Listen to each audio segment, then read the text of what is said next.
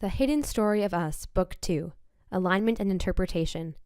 Written by Bradley Vining, narrated by Anna Ryan. Introduction. The Hidden Story of Us, Book 2, the second book in a 7-part series, is the sequel to Is Reality Real? The Hidden Story of Us. Is Reality Real was meant to be a short introduction to the concepts presented in the succeeding 6 books. This series of books is intended to be a guide for human beings at all levels of consciousness, a guide to guide yourself. The Hidden Story of Us, in its entirety, will be a collection of texts meant to unlock the subdued potential of our species, each book in the series being a description of the overlapping parts of the whole. In this book, we will focus on learning ways of aligning during meditation, beginning and advanced meditation techniques, and ways of interpreting your universe, both internal and external. Below is the concept from Is Reality Real, which we will be describing in Book 2.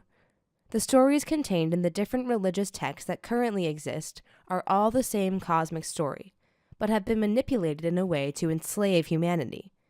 This is done by placing the consciousness of the planet in a state of confusion, fear, and worry, by focusing your energy outward and forcing us to be in a constant state of reacting to our environment.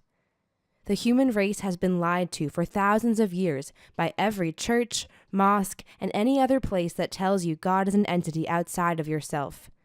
The leaders of these religious institutions have claimed to be the gatekeepers to your salvation.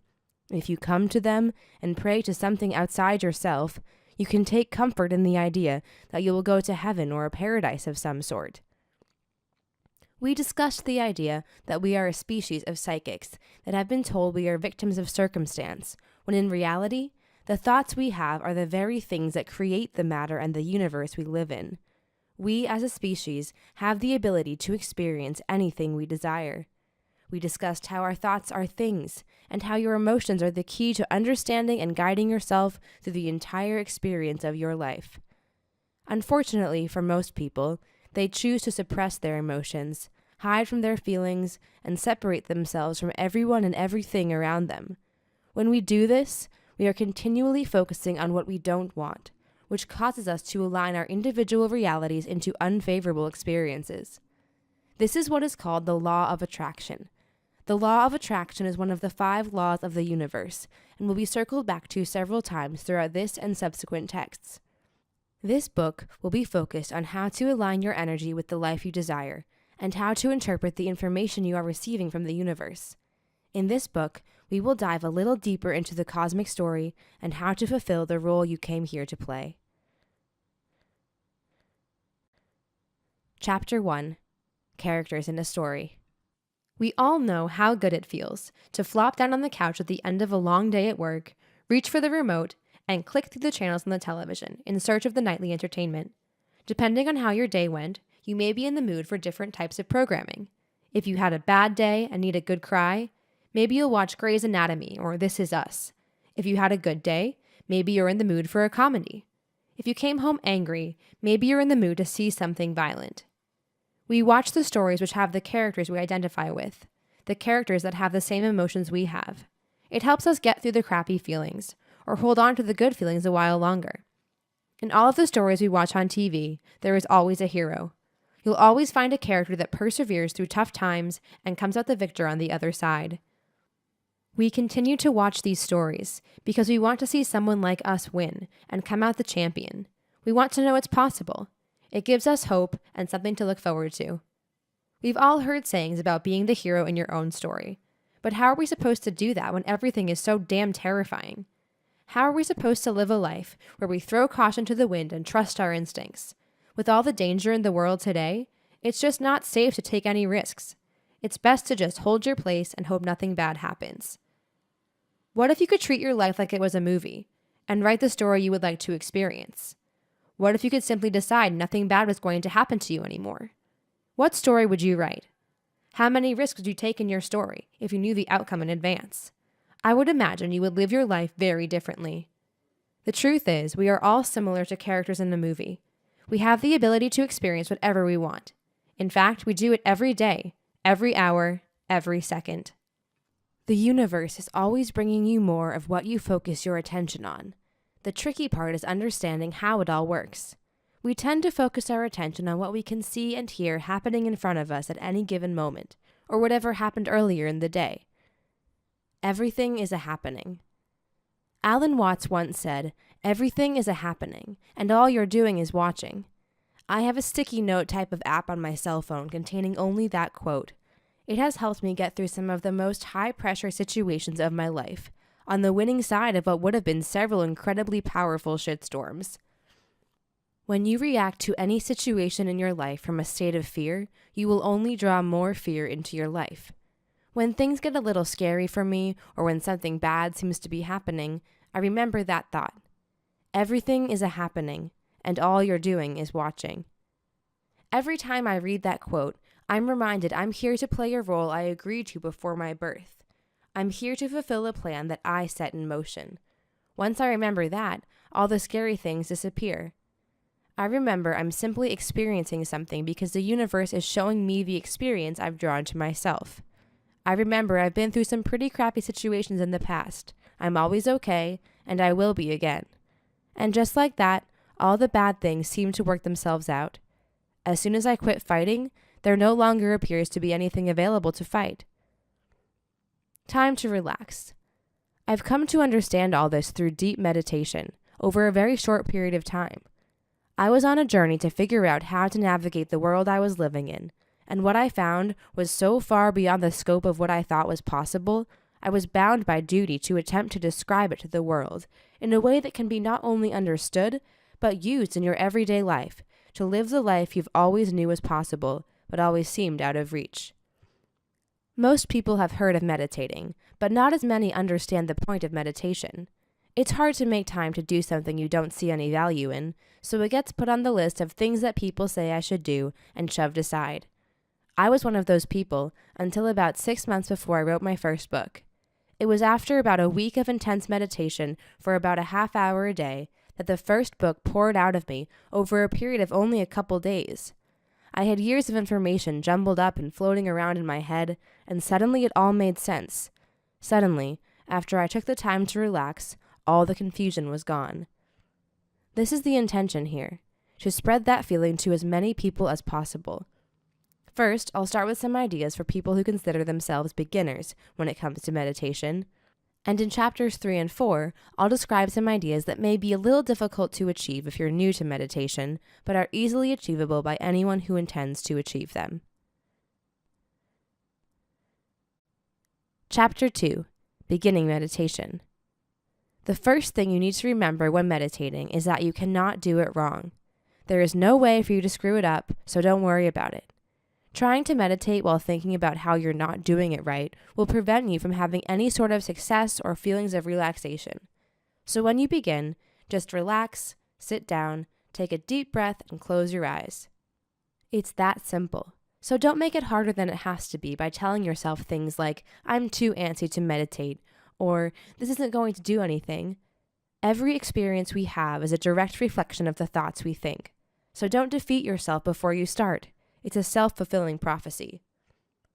In the first book, I listed a simple version of the instructions, which I will include here and expand upon below. 1. Sit down in a comfortable position. 2. Focus on your breath as you breathe in and out. 3. Imagine the oxygen filling your lungs and spreading throughout your bloodstream. 4. When you notice you're thinking about something, return to step 2 and repeat the process. 5. You will eventually feel your energy shift, your frequency change, or a sensation of tingling throughout your body. Try to resist the urge to analyze the feeling and let it persist as long as possible. 6. This is where you're downloading information from your future self, source energy, or any other consciousness you are connected to.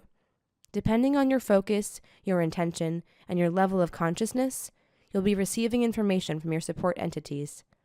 7.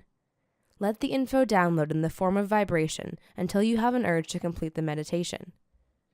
8.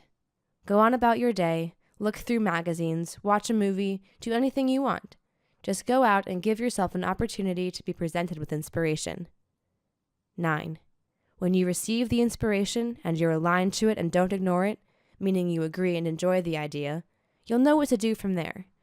Just do whatever you're inspired to do. It could be to take out the trash. It might be go to the mall.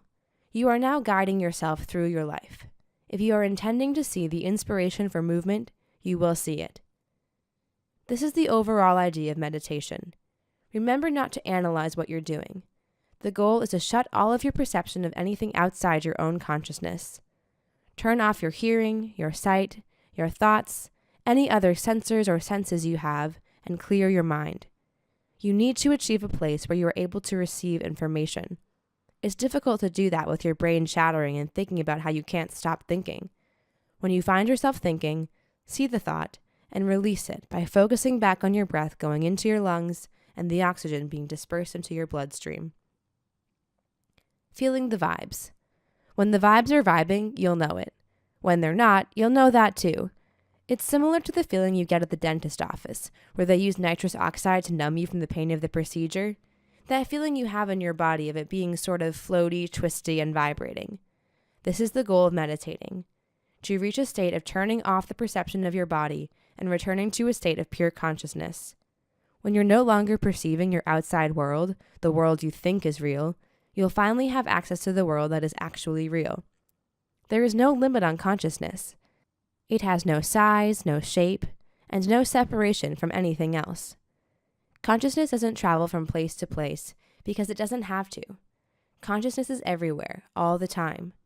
The separation we perceive is due to the filters we've installed in our perception. When you are able to remove these filters through a state of meditation, you are able to gradually see and experience for yourself the connectedness of all that is. When you first start meditating, you'll be able to reach this feeling for a few seconds at a time. But because it's a noticeable change, it's common to try to hold that feeling, which will cause it to fade. That's okay. It's completely normal and should be expected, actually.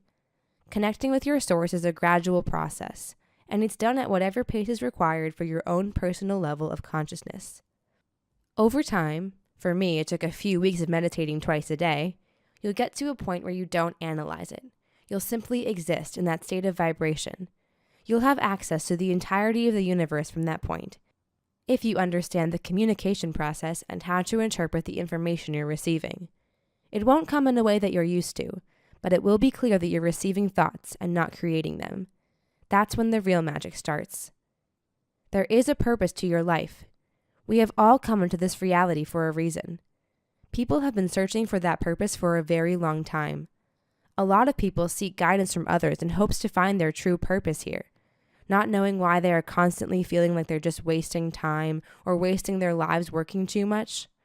Why is it this is such a persistent feeling for such a large portion of our species? Why do we constantly yearn for something more? We are all characters in a story we wrote ourselves, long before we came into these bodies, from a much higher place of wisdom.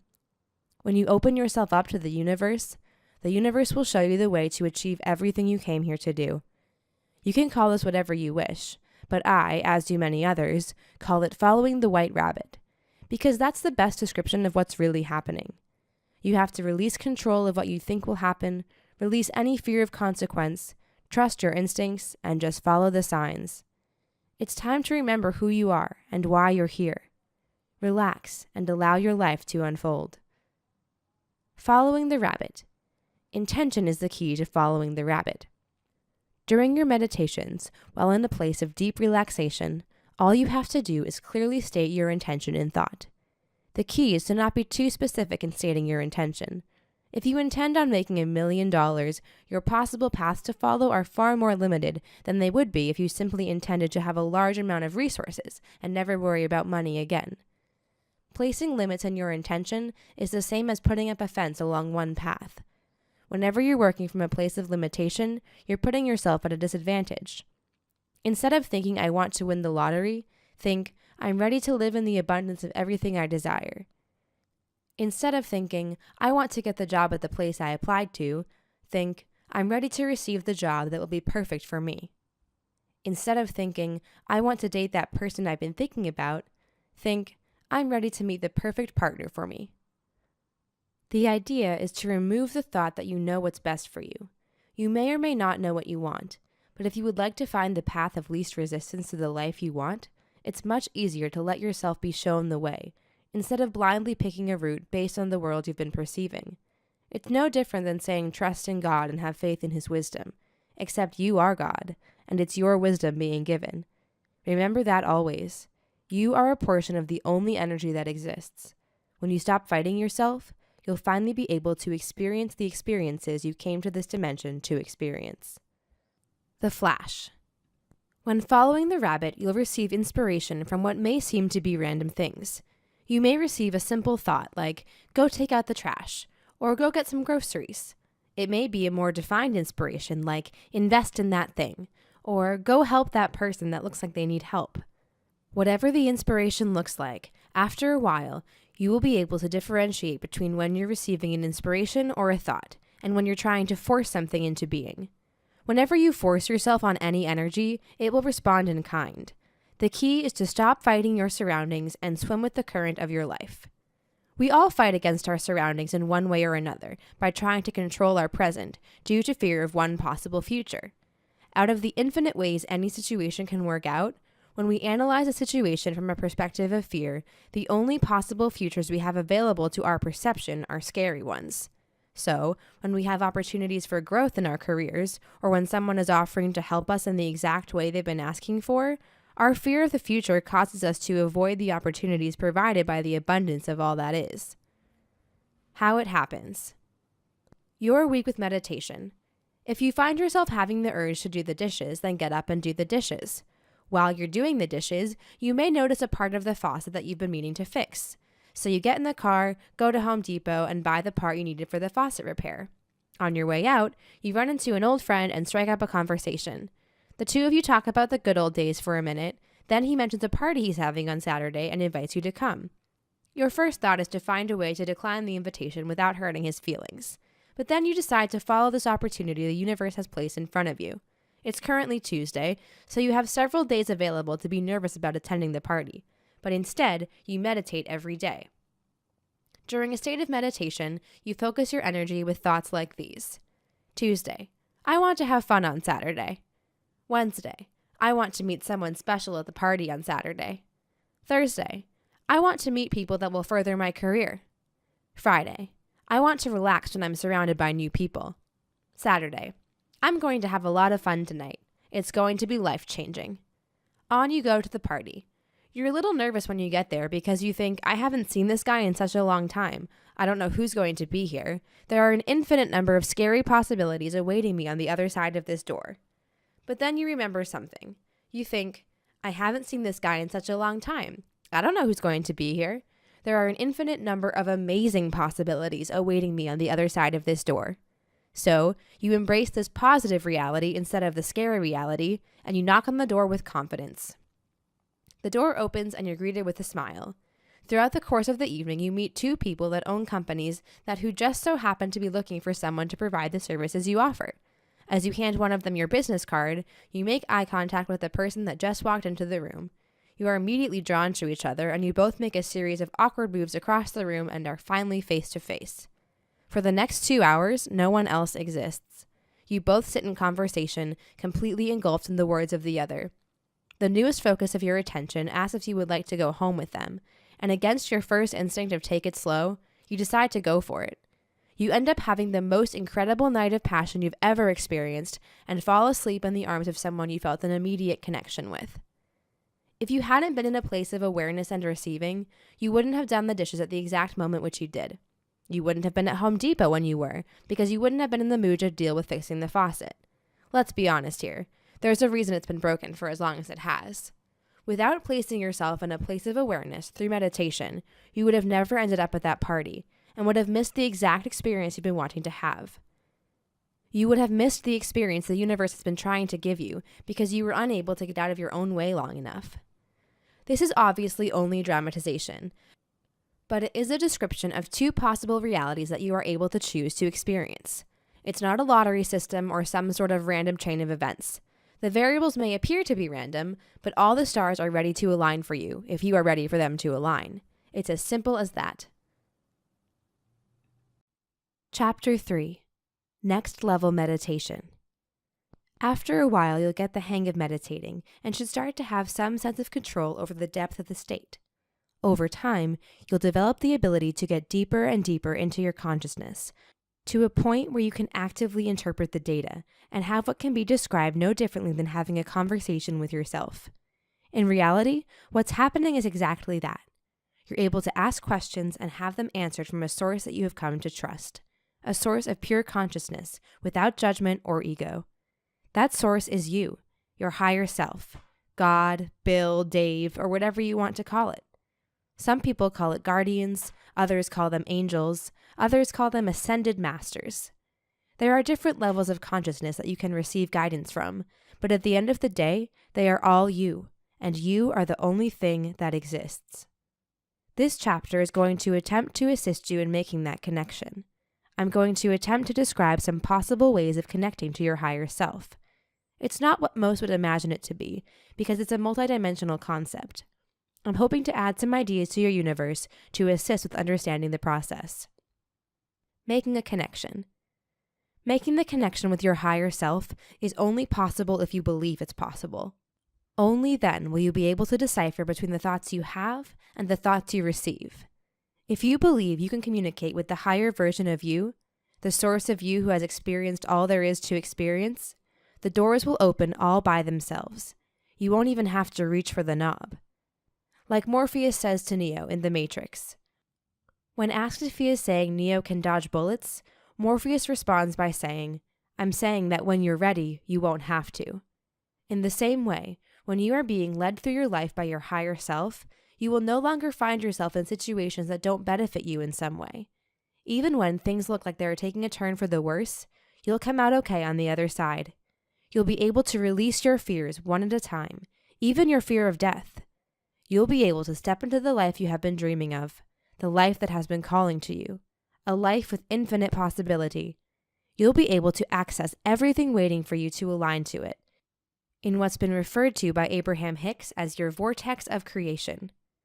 Every person's experience is different in how the information is received, but your intuition will present itself in some way. For me, it began with a sensation in my stomach that would come in an instant before the words I needed to hear were spoken. Sometimes it came from the radio, sometimes the television, sometimes the people I was having conversations with, and sometimes it was me speaking the exact words I needed to hear, but not understanding what I was saying. Through meditation, you will come to understand what's happening when it's happening. You will be guided through your own consciousness by your higher self in a way that you will understand. You are always getting guidance from your higher self, all the time. It's time to start listening to you. After all, you're the one who knows best. Finding your sensors. As I said before, the way you receive guidance will be a personal experience, and I can't tell you exactly how it will take place. I can, however, give you a few ideas of identifying it when it happens, and how to confirm it to yourself with simple ways of asking basic questions. Yes and no questions are the easiest place to start, so you don't have to decipher large amounts of information at first. And then, over time, you can work your way into more detailed information. An easy place to start from is to simply say hello. Here are a few ideas to center your thoughts around while in a state of deep meditation. I'm ready to connect with my higher self. I'm ready to receive the guidance I've been seeking. Make known to me the validity of this connection. Make apparent the way we can communicate. Then you wait, both in meditation and in normal waking daily life. Sometimes the signs are immediate. Other times it may take weeks. It all depends on where you are with your own personal journey and how willing you are to accept a new way of existing. Once you are able to align yourself to the receiving mode, which at times can be very difficult, but it's possible in every situation, you will be able to meditate anywhere. Even in a stadium full of people or a holding cell at the county jail. You will be able to receive the correct path through any situation you ever find yourself in.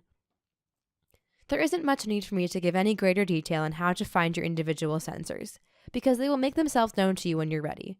Once they do, simply ask for confirmation and you will have it. Interpreting the data. When your energy is in alignment and you're successfully in the receiving mode, you'll be getting inspiration to do things. Some things will be ordinary, others may pull you far outside your comfort zone. It can get tricky when trying to guide yourself into the most beneficial situations to be in, to always be in the right place at the right time. Tricky to a point where you're likely to misinterpret some things when you get started. That's okay. It's completely normal, and I encourage you to do so. Then you'll see for yourself that you cannot make a wrong decision. Every time you're presented with the opportunity to make a choice, it's being done with a presentation of contrast. You are shown something to give you an opportunity to choose whether you agree with it or disagree with it, whether you align to it or not. So when something happens to you, it doesn't possess any quality of good or bad, right or wrong, or anything like that. You are simply being presented with an opportunity to experience something. You can choose to experience it or not. Intuition and high-pressure situations. There will most certainly be a point where you think to yourself, I didn't see that coming. The deciding factor is how you proceed with the next thought that comes into your awareness. If you find yourself in a place of panic, you have only a couple seconds to stop it and choose a new path. Otherwise, the twist of events you find yourself in will, more likely than not, turn out to be an unfortunate turn of events. However, if you are able to remain calm, return to a state of seeking understanding, and look for the message in the events, you will find the message that is being delivered, and everything will turn out perfectly. Everything will turn out the only way it can, which is the way that is beneficial to the evolution of your consciousness. The way you choose, based on your own point of attraction and your own goals for your experience. So if you believe you'll end up dying in some tragic event, or you'll get cancer, or you're about to end up in a bad situation, that is the reality you're aligning your consciousness to. Therefore, it's the experience you choose and the experience you'll have. Instead of aligning to what you see happening in front of you, you can choose a different reality. A reality where you come out okay in the end. Whether it's a reality where there was no tumor there, where the police are going to let you go with a warning, or where you have a close call instead of a car accident, you have the ability to choose what happens, every time, without exception. You only need to believe it's true and the reality you exist in, and it becomes the reality you exist in. If you see a truck screeching to a halt in the rearview mirror of your car, you are the one who chooses whether or not it smashes into your car. You are the one who chooses if you get injured or not. And if you find yourself in a reality where you did get smashed and got injured, you are the one who chooses the extent of the injury and how long it will take to recover. There is nothing that happens in your experience without your choosing to experience it. If you go through your life reacting to everything that could happen to you, those things will most certainly happen in your experience. Refining your skills. Like anything else in our experience, we typically won't change what we're doing if we're unaware of the consequence of our actions. I'm reminded of the movie The Day the Earth Stood Still. The plot of the movie was that an alien species came here to save the planet, and in order to do so, they had to erase the human species and everything it has created. They make a point of stating in the movie that it's only when we are threatened with the end of our way of life that we are able to make a change. It's in the same manner that we're able to lift a car off someone trapped underneath it, or perform feats which appear to be miraculous in order to save the life of someone we love. When you are faced with the reality that something is about to change for the bad, is when you make a decision to affect whichever reality you're perceiving at a level that seems to be beyond your ordinary ability. You are capable of doing anything you intend on doing at any moment in your existence. All you have to do to achieve the impossible is believe it's possible and achieve it. Chapter 4. Connecting with Source. I mentioned in Chapter 2 there is no limit to consciousness. It has no size, no shape, and no separation from anything else. Consciousness doesn't travel from place to place, because it doesn't have to. Consciousness is everywhere, all the time. The separation we perceive is due to the filters we've installed in our perception. Since consciousness is the only thing that exists, and what you're perceiving at any given period in time is only a small fraction of what is available to be perceived, there must be another way to access the rest of the perceivable reality. If you can imagine your brain to be similar to a radio antenna, it is possible to change the radio station. It's possible to change the station to whichever one you desire through meditation. In time, you will discover different stations inside yourself, there for different purposes. Deep inside your consciousness, you have as many personalities inside yourself as are required to get you through the experiences you've had so far. Sometimes you had to be tough and logical. Other times you had to be empathetic and show compassion. And if you've had a traumatizing experience or anything that caused deep emotional damage, you may have a part of yourself that is able to turn off its feelings, to completely stop any emotion and just get through whatever's coming next. These different parts of yourself are no different than any other part of your consciousness. When you need to be tough, you know you can be tough because you've done it before. So when you decide to change the station or frequency which you're operating, you do it on demand. Within an instant, you go from being harmless to being a force to be reckoned with. If you are able to slow down your thinking and perceive the world from a place of oneness, you are able to interpret the data you're receiving to guide you through your life. You'll be let out of every sticky situation you can find yourself in by the future you, with all of the knowledge of every you that has ever existed. This is what some people in the past have referred to when they said they were talking to God. This is what people refer to when they talk about connecting to source energy. This should be a difficult idea to grasp. You were source energy before you came into your current body, and you still are. You have access to all of the energy that you are. You have access to all the information your consciousness has ever collected. And the best part is, since you have access to all of the information your consciousness has ever collected, and your consciousness is part of the only consciousness that exists, that means you have access to every thought and every experience that anyone has ever had. Any experience from any part of the universe that exists within the same energy. Accessing the Akash. The Akashic Record is a term used to refer to a level of existence which contains all of the information of the universe. Every thought and every experience of every individual consciousness in the entire universe is collected here, so to speak. Imagine the most massive library ever created, filled with the entire history of everything. Then imagine it disappearing into thin air. It's a lot like that. You can't walk into it, but you can definitely find what you're looking for if you ask for it in the proper way. If you walked into the imaginary lobby of the library, you would see a person standing there waiting for you. This person is you, patiently waiting to guide you to the information you are seeking. The catch with this library is, you can't just walk in and say, "Show me what you got." There is far too much information for you to decipher any of it. So you have to be very specific about what you are seeking. The object of your intention needs to be clear. Then you'll receive the information you are asking for. Consider these two statements. Show me something you think I should know. I would like to understand the function of the pyramids in Egypt. When you are requesting information in a state of meditation, when you ask for something, you will only be met with what you have specifically asked for. In question 1, the amount of information you would have to process would essentially be the equivalent of overheating your internal computer. So nothing will happen. You won't find anything decipherable in a way that benefits you. However, if you phrase a statement of intention like the one in question 2, there's a specific path to understanding the specific piece of information. You'll be met with what could be one or several of many different things, but you will definitely receive inspiration to do something.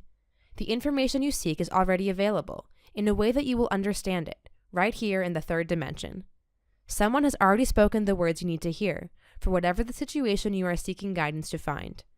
Whether it's information about the past or guidance for your future, the words you need to hear are waiting for you to hear them. The guidance you receive from the Akashic energy will meet you where your consciousness is capable of communicating. If you are able to interpret the messages directly from your source, you will simply receive the answer to your question. If you haven't reached that level in your meditation yet, you'll be led to the information in a way you can receive it.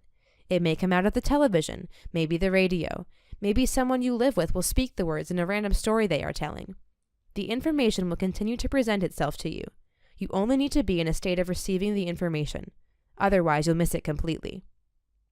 In the beginning, when you are on a quest into your consciousness, you'll end up following a lot of white rabbits. There will be several rabbit holes filled with serendipitous events that lead you to the focus of your attention. After a while, it becomes as simple as relaxing in a chair, thinking a few thoughts, and understanding what you seek to understand. Who are you talking to? Remember, the guidance you are receiving and the energy you are connecting to is you from the other side of our reality. The real version of you that is trying to guide the video game version of you. It's a very difficult communication when you've spent your entire life believing you are here all alone. You have been trying to get your intention your entire life. Everything that has ever happened to you has been an attempt by you to get you to move your energy in a particular direction for a particular evolutionary path of your consciousness. You chose everything in your experience. You choose your parents because they would give you the opportunity to have the experience you had when you were growing up. The manner in which you grew and developed has led you to meet specific people. meeting those people has caused you to experience different emotions. The emotions you feel are the catalyst of choice. We are here to be the lead character in a choose-your-own-adventure story. We decide which path we have to choose from before we start the game. That doesn't mean we have no free will. We have the free will to experience anything we want at any time. When we evolve in the third dimension, we evolve in all dimensions, which means there is no predestined path for anyone. It only means you have come here to experience a specific sequence of events based on your level of consciousness when you entered your body. You can evolve at any time, change the reality you perceive, and alter the trajectory of your consciousness. All it takes is a shift in perception, and in an instant, you exist in a new reality. A reality where you are always in the right place at the right time to achieve the new goals of the new perception. Or, you can continue seeing what you see and experience what you're experiencing and fight your surroundings instead of learning from them. This is a system of evolution, not a system of destruction. The only thing you have been fighting is yourself. Chapter 5: The Power of Letting Go. The most impactful benefit, but also one of the downsides of deciding to go inside yourself for guidance, is that you will be faced with the truth of who you are. You will be forced to analyze and understand why the events of your life have transpired the way they have.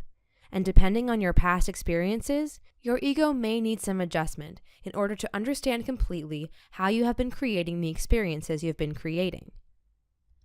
We get our behavior from the people we surround ourselves with. They say you are the average of the 5 people you spend the most time with. This doesn't necessarily mean you have to be in the same room with them either.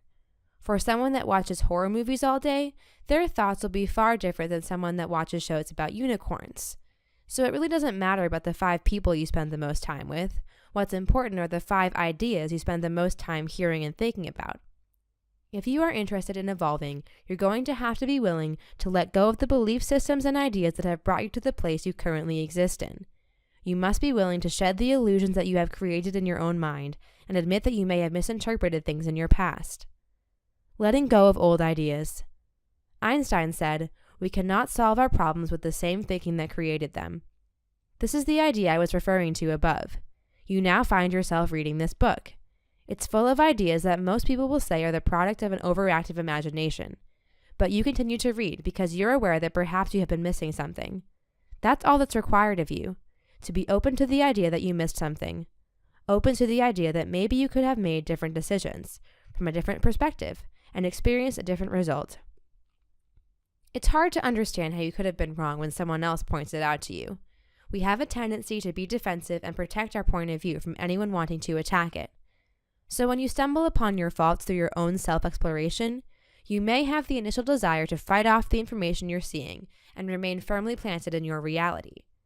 You can fight off taking responsibility for your life for as long as you'd like, but until you understand that you are responsible for creating your own experience, and you make a decision to change the belief systems you hold to be true, you'll be stuck in a cycle of self-reinforcing feedback loops.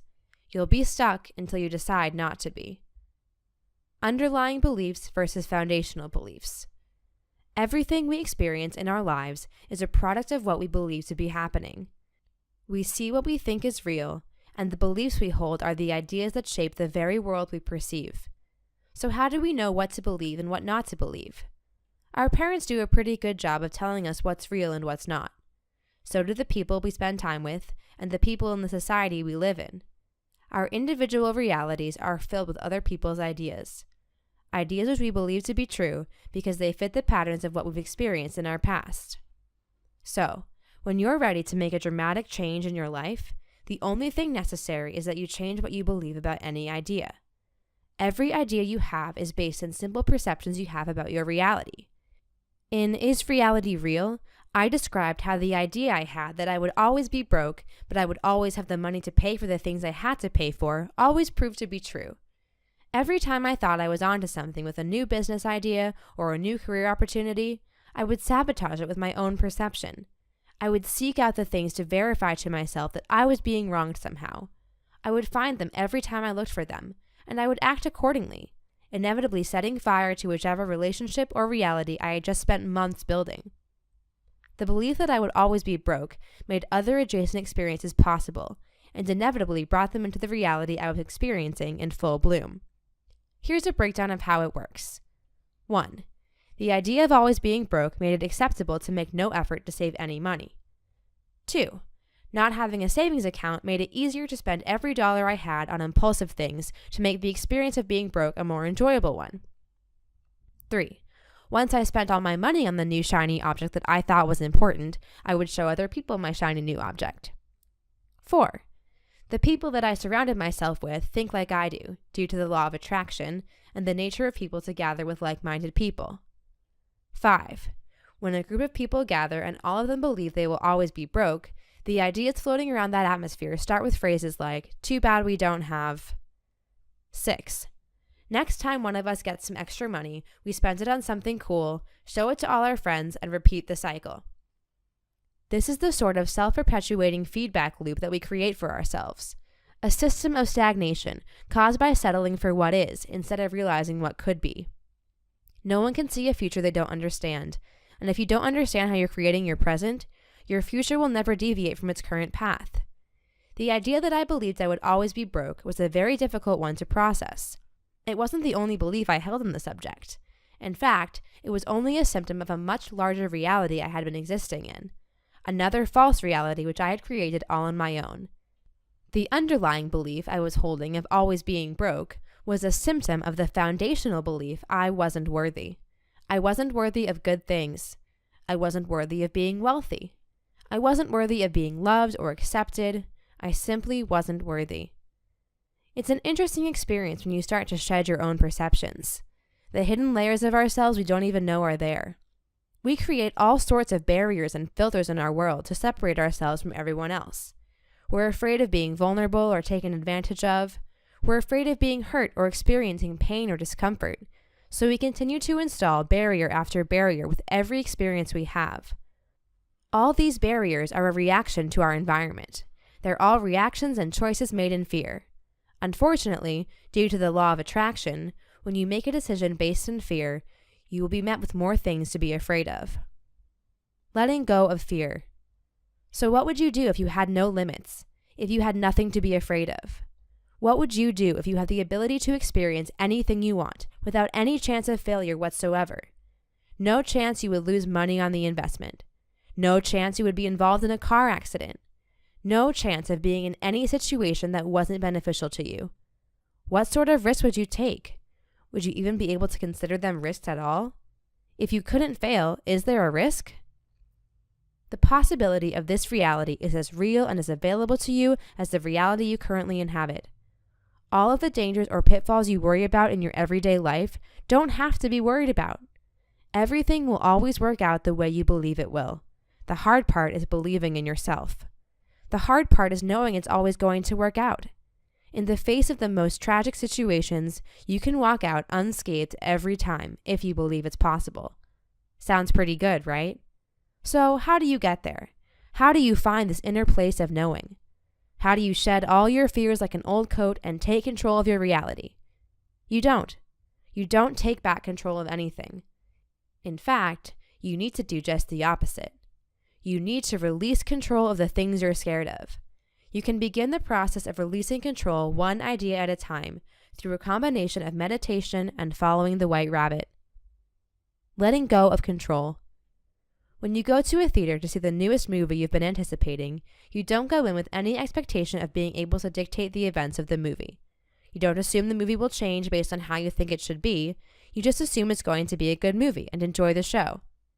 So why is that such a difficult task to accomplish in our own reality?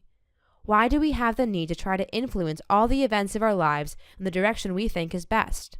The answer is fear. We're all afraid of something bad happening.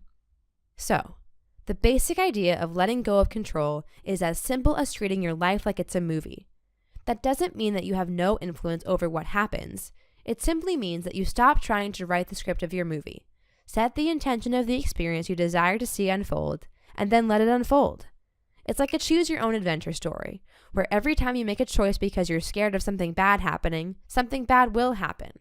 Whereas, if you choose a scenario knowing it's going to be a great new chapter in the story, what you will experience is a great new chapter in the story. Like any book or movie, when things get scary and seem to be taking a turn for the worse, they always work out in the end. Unfortunately, it's very difficult to continue down the path you're on when things get scary. It's very easy to start making choices based in fear, and that can derail your movie at any time. You can go from flying high to believing your wings don't exist in an instant. When that happens, the new reality you enter can be a very painful experience if you start perceiving what's happening in front of you. If you stop focusing on the evolution of your character and you focus on how sick, diseased, or toxic your character is, you'll indeed find that your character is sick, diseased, and toxic. The thing you need to remember is that you may not understand right now what is happening in your story, but you are the one who wrote the story. Long before you came into your body, your higher self has been showing you the doorway to the experiences you desire, but the fear you have of a failure keeps you from reaching for the knob and opening the door. Whenever you see a door you believe could be filled with good experiences, remember that you cannot fail. Anything that happens will lead you in the direction of discovering who you are and why you showed up on Earth in the first place. You cannot fail. When you understand and believe that you cannot fail, and you realize that any situation you're presented with is an experience that you have drawn to yourself to teach you something, the rate of your evolution will increase exponentially. Like I mentioned before in Chapter 3, you are the one who decides if you'll be rear-ended by the truck screeching to a halt behind you. You decide what's about to happen at any given moment or second of your life. You simply need to stop perceiving your world in fear and start perceiving it from a place where you know everything is going to be the way it's supposed to be, and know you're going to be okay. You can choose the reality you step into at any time. You must acknowledge your fear when you find it. You'll be led from experience to experience in your journey down the rabbit hole. Each time you find yourself in a place of fear, go into a state of meditation and ask yourself, what am I afraid of here? You'll be led through your consciousness through a series of thoughts. Here is where you are choosing your next adventure. If you focus on the fear and allow it to take over, you'll be led into a far different reality than the one you would have experienced if you were able to face your fear, realize its purpose in your experience, and let it go. Chapter 6. The Power of Intention. The law of attraction, one of the fundamental forces of our universe, is all about the idea that you attract whatever experience you intend to experience. The universe doesn't judge what's best for you and show you only the good stuff. It simply reads your vibration or emotional state, and based on the thoughts you have, it brings to you whatever it is you believe is going to happen. If you are getting in your car to go to work, you have the ability of intending to arrive safely at your destination. You also have the ability to draw yourself to be in the right place at the right time to get blindsided by someone running a red light. Whichever energy you're aligned to is the energy you'll experience. If you wake up late, scramble to get ready to go, jump in the car in a rush, constantly thinking about how you're going to be late, the universe will bring you in all sorts of interesting directions. You may find yourself in the wrong lane every time, you might miss your exit, you might get in a car accident. There are an infinite number of possibilities available to you that will ensure your overall lateness to work.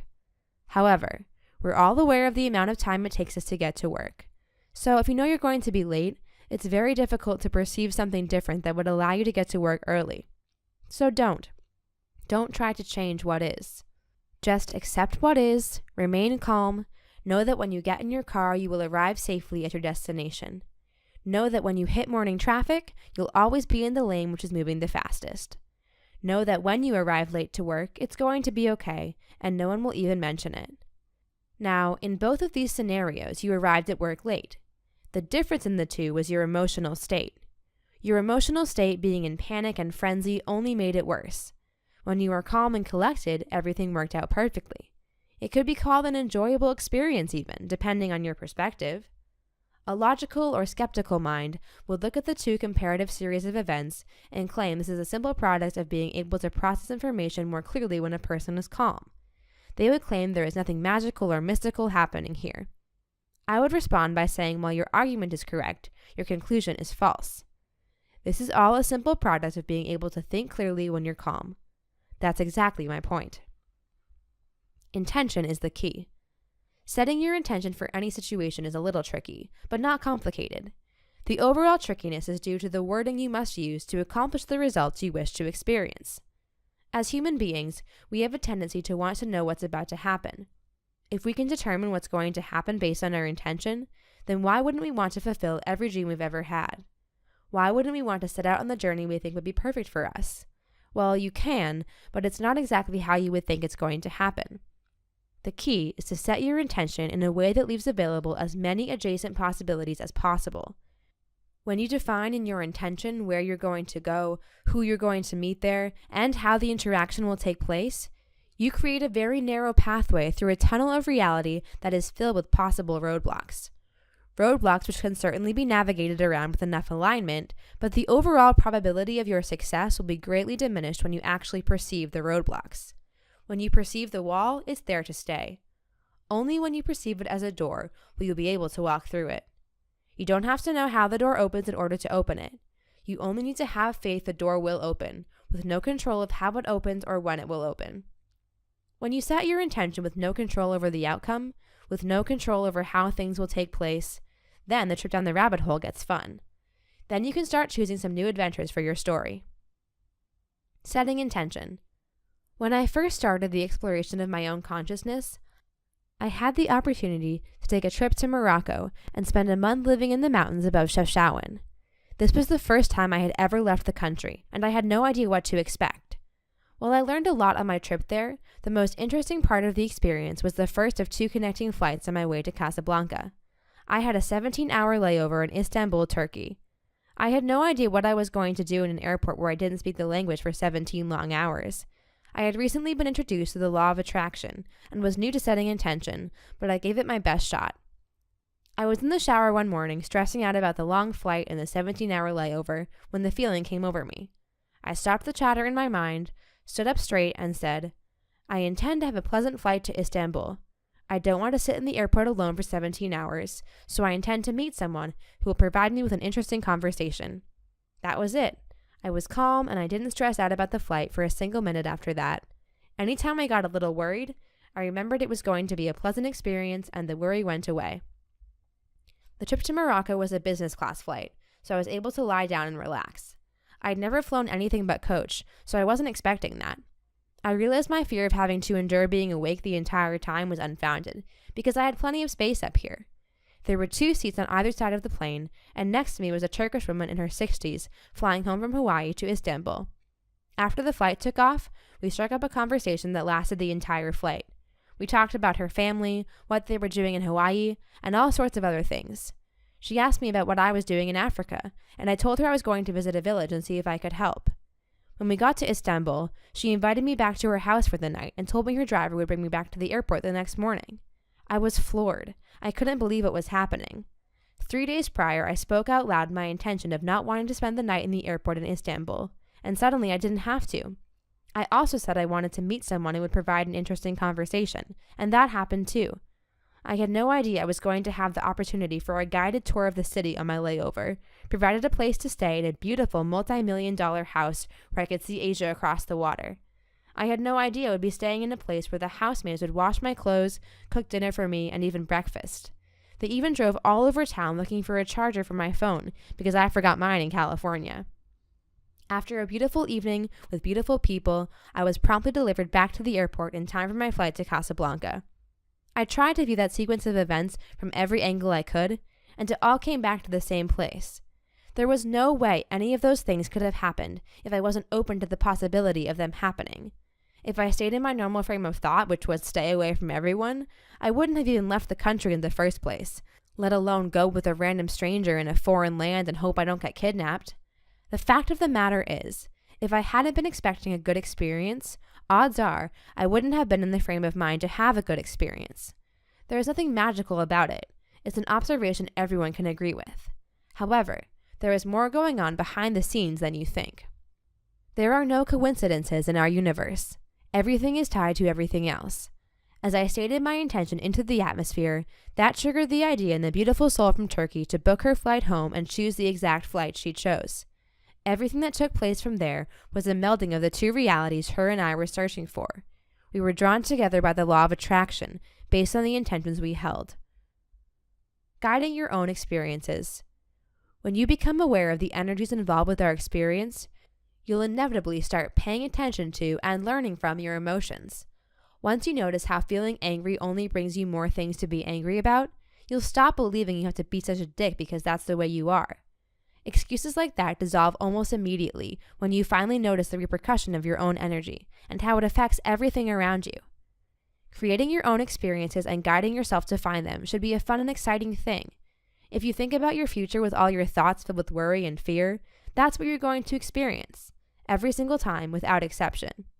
So instead, dive into the rabbit holes you find, knowing you'll find what you're looking for, and you'll have a great time doing it. Know you'll be safe and nothing bad will happen. Decide on the next adventure for your story and dive in. I've never heard someone on their deathbed say they wish they would have worked harder and earned more money. I have, however, heard countless people say they wish they would have spent more time enjoying the time they had, instead of focusing on things that were unimportant. I've heard countless actors, comedians, and other wealthy, successful people say that money doesn't buy happiness, but we ignore their advice. We think about the fact that we have no money, so we continue to have no money. In order to be in a place where you can guide yourself through your life, you have to be open to change. You got yourself to the reality you currently inhabit. Now it's time to trust that you can get yourself to a far better reality. A reality where you're always in the right place at the right time. A reality filled with what can be described no differently than magic. You must understand that the way you think has created the reality you're in, and you must change the perception of what you believe to be true. Chapter 7. Changing your thought pattern. One of the ideas I feel the need to circle back to right now is the idea that we are a species of psychics.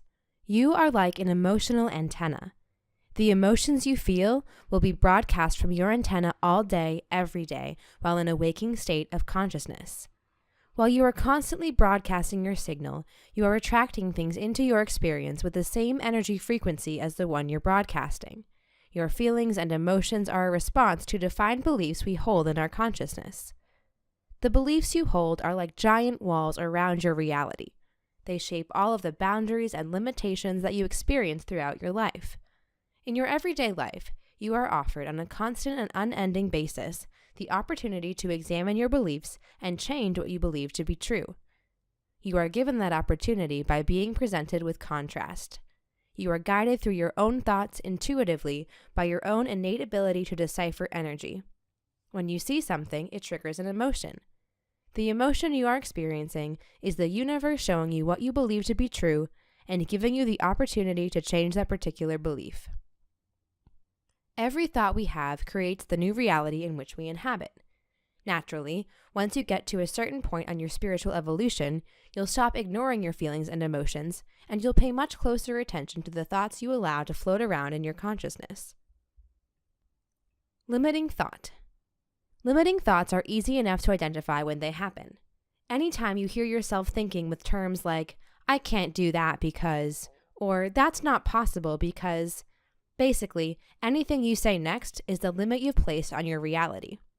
A limit you've had assistance installing by everything else you believe to be true about yourself and about the reality you experience. As human beings in our current state of development, we have a tendency to blame the circumstances of our lives on others. When something goes wrong, it's obviously someone else's fault, because we would never do anything to ourselves that we don't enjoy. So, when we get in a car accident or even when you stub your toe, we tend to think thoughts like, why does this keep happening to me? As if someone is going to have an answer for you. Once you see the patterns involved in how your thoughts have created your own particular flavor of reality, and you understand you're the one drawing these experiences to yourself, all you have to do is be the one who finally answers that question for yourself. Next time you ask yourself, why does this keep happening to me? Realize you are now being given a choice to change the reality you inhabit. You can understand, through your intuition, why you are continually presented with a particular type of experience by asking yourself and analyzing how your energy is at that moment. What emotion were you experiencing just before the event? What thoughts were you thinking? Finding the answers to these questions will lead you in the direction of identifying and removing your self-imposed limitations. Identifying your self-imposed limits. Through a practice of daily meditation and paying attention to your thoughts, over time it will become like second nature to stop limiting behavior. Every time you have a thought with a negative feeling attached to it, you'll notice it immediately. How you choose to proceed from there is up to you. You can choose to further evolve yourself, or you can choose to ignore your feelings and, by extension, ignore the universe. Remember, this world that we inhabit, the third-dimensional world that we all experience together, is similar to the world inside a video game. Your higher self is the part of your consciousness who controls your character in your individual game. So, whenever you experience an emotion, whether it's happiness, sadness, anger, or whatever, this is your higher self with the game controller leading your avatar to the place where you unlock the next secret of the game. When you're running around suppressing your feelings and emotions, you are effectively ignoring all the bonus prizes while in your constant rush to finish the game, the end of the game being the death of your physical body. We have been tricked as a society into focusing our energy on the external world. We have been tricked into thinking we'll all be happier if we had all the physical objects we desire. So, we focus all of our attention on what we believe is the best path to attain the physical results we are looking for, all the while ignoring the environment we're in and the guidance we're receiving from the rest of the universe. All of the guardians of humanity, all of the extra-dimensional energy that we have available to us, it all gets missed because no one told us it was there.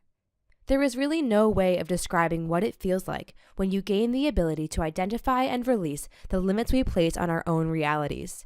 I can't describe in enough detail the infinite variations these limitations will present themselves to you. We have all come to this plane for different reasons. We all have different life experiences, causing us to form our own biases and opinions. The biases and opinions we hold were placed in our current perception so you would have the ability to learn from them. We all live in our own little version of reality, like a bunch of bubbles floating around an infinite void. Sometimes it's incredibly difficult to see the limits we place on our reality from inside our own bubble. Our perceptions get twisted when we see through the eyes of self, instead of seeing the oneness of all that is. With the separation of self so prevalent in our experience, the best thing you can do is simply intend on something different. You only need to have an intention of changing in order to change. The universe will work out the rest for you. Surpassing limitation through intention. Going through your day-to-day life with an understanding that you are here to evolve is the first step. The second is being willing to actually do the evolving. If you aren't willing to make the changes necessary to improve your situation, it'll be a very frustrating journey for you. We have a tendency to think we know what everything means. We attempt to place some sort of meaning or label on everything in our environment because we want to be in control of our lives.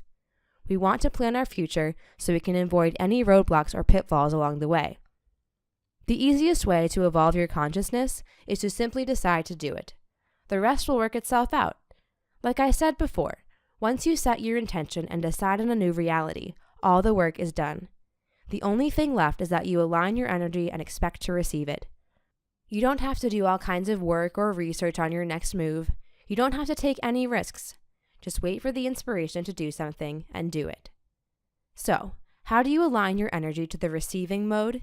The only way to know when you're aligned or not is to pay attention to your emotions and how you feel every day.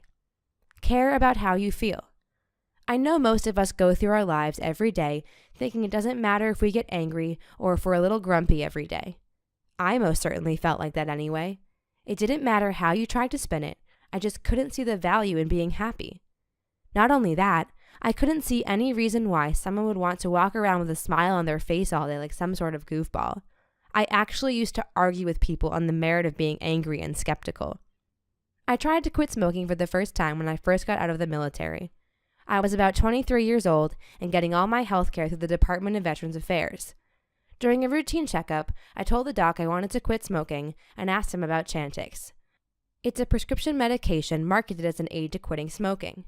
The doc said due to budget restrictions and the cost of the drug Chantix, any patient at the VA who would like assistance with quitting smoking would have to try to quit and fail via other methods 3 times before they would prescribe it. The doc ran through a few different options I had to try first. So he described to me the process involved in the discovery of Chantix. He told me about a psychiatric hospital whose doctors noticed the patients who were prescribed antidepressant medication were smoking less cigarettes than the other patients who weren't taking them. They ended up performing some experiments and found a link between the antidepressant meds and a reduction in the urge to smoke. Then he told me that Chantix was basically just antidepressant medication, and he offered to prescribe Wellbutrin as my first smoking cessation aid. I took it for a couple weeks and continued to smoke as the doctor told me to. He said that over time I would simply stop having the urge to smoke and I would gradually cease smoking altogether. Antidepressant medication takes a little while to build up in your system before you begin to notice the effects. Wouldn't you know it, about a week after I started taking it, I began to experience a change in my daily mood. I started to notice I was happy every day. Some might have even said I was in a good mood. What was happening to me? I've never felt like this before. This sort of odd feeling of contentment.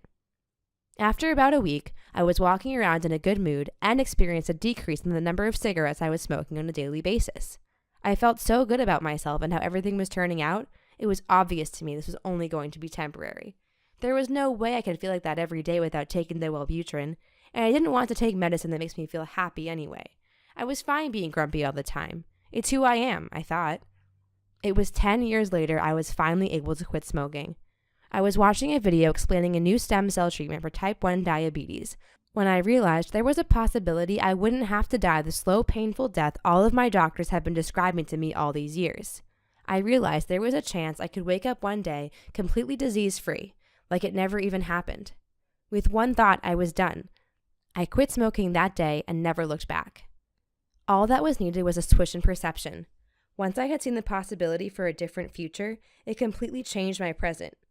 Once I realized I could live a long time if I quit smoking and ate healthier, I did. Once I realized I was worth saving, that I too was worthy of the effort, I finally had what I needed to make that effort. With one thought, I was transported into a reality where I was a non-smoker. You have the freedom to choose. Every time you have an emotion, this is the universe communicating with you. You are having an emotion because you're either experiencing something you enjoy or something you don't enjoy. The spectrum of emotion ranges into infinity, depending on who you believe you are and what you are choosing to experience. Whatever triggers the emotions you experience is called the catalyst. During your experience here on Earth, you'll be repeatedly given the opportunity to experience catalyst. It is the experience of catalyst which drives you to choose the path of your evolution. You chose your parents and incarnated in your current body in order to give you the greatest opportunity to experience the catalyst required to evolve your consciousness in the way you saw fit before you incarnated. That you was your higher self, the source of the energy that created you, your body, your reality, and your entire universe. What I mean by that last paragraph is that every time you have an emotion, you have a choice on how you respond. Notice I said you have a choice in how you respond and not react. Reacting to your environment is the quickest way to a situation you will regret being in. When you react to something in your perceived reality, you have effectively chosen the reality you want to inhabit, without any understanding of the consequences. Reacting in either a fight or flight will always get you the same results. The results you get are rarely the ones you were hoping for. A basic rule of thumb you can attempt to implement into your life is to never make a decision while you're upset. When you are upset, you're vibrating with a negative energy. When you are aligned to your higher self, you're vibrating with pure positive energy. If you make a decision while vibrating with negative energy, it's impossible for you to be aligned with the guidance of your higher self. You cannot see the guidance of pure positive energy while you hold the negative vibration in any reality you inhabit. The two energies are not perceivable by each other. Meditate on it daily. One thing you'll hear me say repeatedly throughout my ideas is that you must meditate on it. Meditate on it, then follow the white rabbit. While you're in a state of meditation aligned to your source, your higher self will understand your intention and respond accordingly. Stating your intention while aligned to your source is like kicking a snowball down a hill. Once you state what you desire, without any expectation of how you will receive what you intend to receive, you've effectively started the momentum of energy required to fulfill your intention. Provided you don't stop that momentum with your own negative thinking, all you have to do from that point is align to your source and receive what you intend to receive. The idea is to be as explicit as possible, while leaving as many options available to your reality as you can. Here is an example of some of the things you can intend. This is the intention I set every day. I know who I am in truth. I know what I am in truth. I know how I serve in truth. I am here. I am here. I am here. I create my own experience on this plane. My intention is known by those who assist me. I intend to create a balance in my life.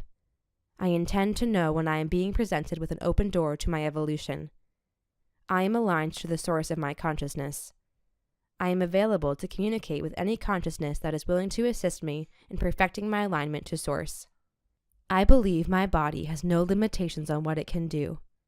I believe I am unlimited consciousness. I am clear. I am clean. I am a spiritual being. I intend to have an uplifting journey in my spiritual evolution. I love myself and honor myself. I intend to shed all fear from my consciousness that impacts me negatively. I accept the alterations I'm receiving to my DNA and choose to activate them in my consciousness. My body rebuilds itself every day while I'm awake. My body rebuilds itself while I sleep. My body is in a state of perfect health. I intend to step out of logic and perceive the things my consciousness is ready to perceive. I trust my guides to help me rebuild my identity. I am successful every day. I intend to remember who I am. I intend to become whole again. I will no longer settle for less because I know I am worthy of everything. I know who I am in truth. I know what I am in truth. I know how I serve in truth. I am here. I am here. I am here. You can use whatever ideas you prefer. There is no magic sequence of words to chant. The only thing required is that you have an intention for your life or your experience, then expect it to happen. Expect it. Patience is the key here. The story of your life will take approximately the rest of your life to unfold. There is no need to change your reality in one day. There are a lot of lessons and experiences available to you here on Earth. Remember that the next time you're pacing back and forth, stressed out about whatever it is you chose to be stressed out about, the universe does not operate on the timetable created by your limited perception.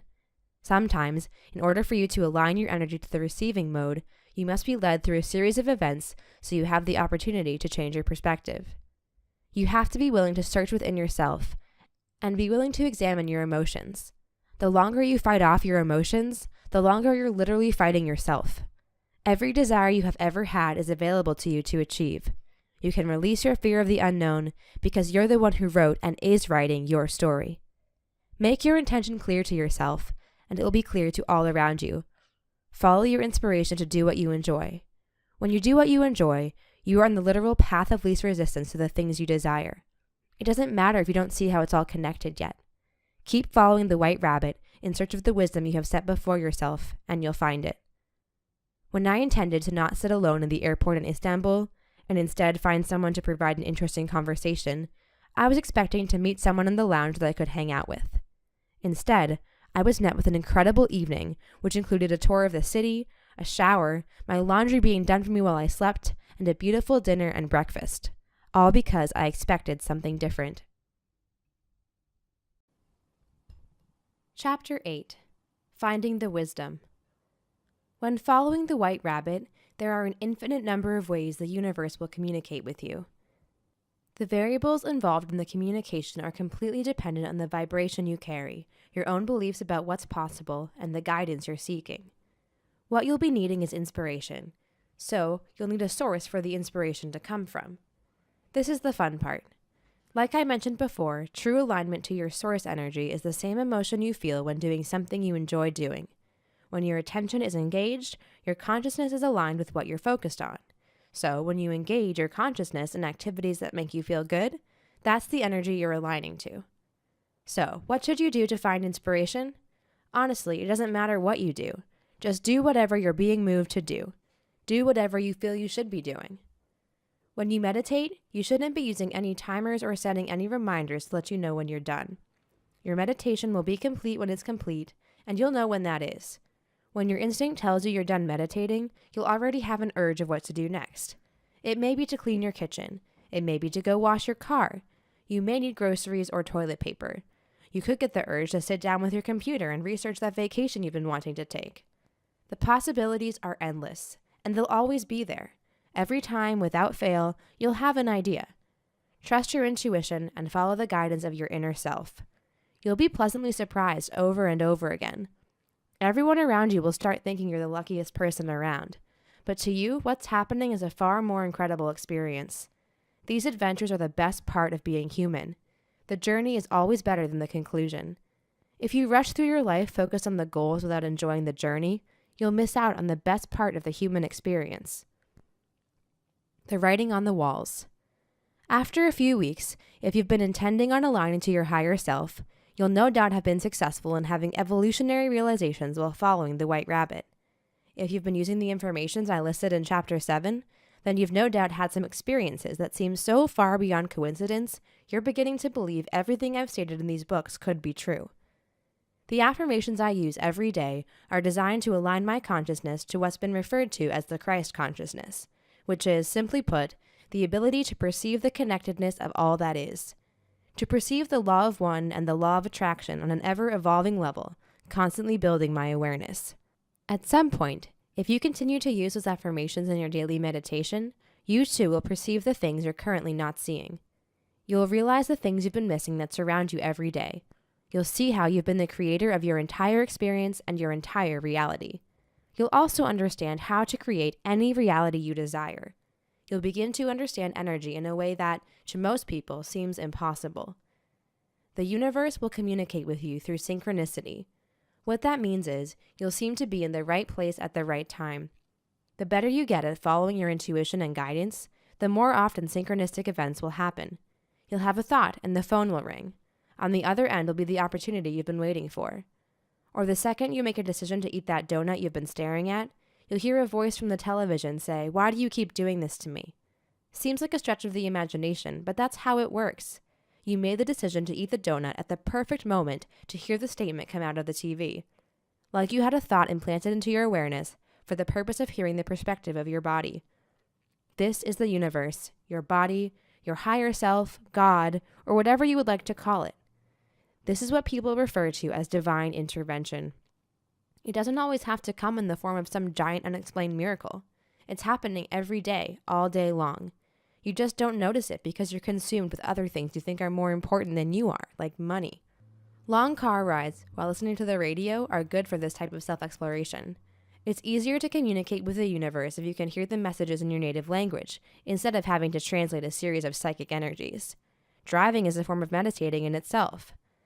We've all had those experiences where we don't remember half the trip we just drove, but we obviously made it okay. The reason you don't remember the drive was because you were in a meditative state. Whatever you were thinking about consumed your awareness, and driving was taking place in the background. Some of the most profound psychic experiences of my life have come while I was driving across the country with my wife. You can find wisdom in everything around you if you look for it. If you intend to discover what you're missing, you'll surely find it. Once you begin to align your energies, you'll gradually be made more aware when you've just stumbled upon the next chapter of your story, the next idea for your curiosity, or the next relationship that seems to be kindred. Don't worry about missing the signs and don't go searching for them. Just follow your inspiration. Every experience is for learning. One thing I find a lot when talking to people about the law of attraction is the response, "Oh yeah, I totally believe in that too." Then they go back to what they were talking about, which is typically complaining about something and being angry. The whole reason I brought it up was because I was trying to get them to focus on something other than what they don't like, but instead they choose to proceed right down the path they were headed down, which is directly into something else to be angry about. That sort of response is funny to me. When someone is complaining about something in their life, all of their energy is focused on themselves. So when I interrupt their complaining, they politely respond as to not hurt my feelings, then they go right back into focusing on themselves. So when you try to tell yourself that you believe in the law of attraction, but you're only human and sometimes you get angry, you're defeating yourself. The law of attraction is one of the most powerful forces in the universe, and it doesn't change simply because you're not paying attention to how you feel. You cannot turn it off for the day so you can be angry. Every minute that you're awake, you're broadcasting a signal of positive or negative energy. You'll always be met with the experiences you expect to have based on how your energy is vibrating. As humans, we have a tendency to want to judge things when we see them.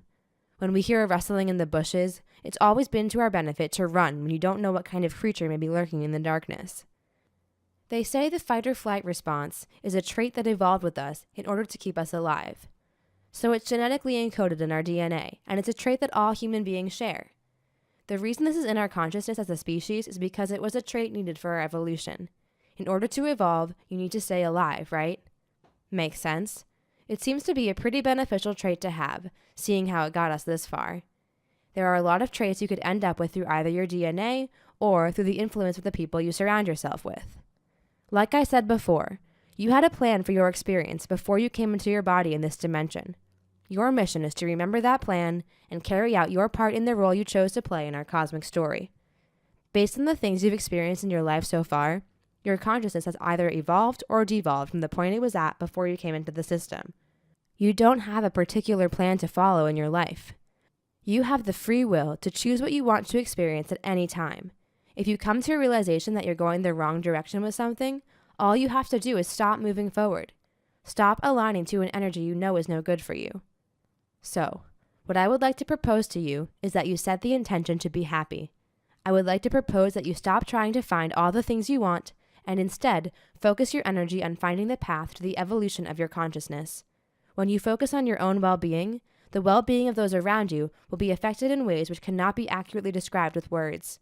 When you focus on alignment and improving the quality of your experience, all the things you thought you wanted will either become irrelevant to you or they will fall into your life like gifts from the universe. This universe exists only because you are here to look at it. It's about time you start choosing what you want to see. Trust yourself, trust the process. We've all heard the stories in the Bible of the miracles that Jesus performed. He could heal people with his touch. He could walk on water and even turn water to wine. The information in this book is an instruction manual for you to be able to achieve the same types of things in your own reality. Jesus never healed anyone. The people he healed simply believed what he said because he was able to describe things in a way they understood. They were able to align their energy to an energy that would rebuild their bodies instantly, like they stepped off one plane of existence and into another.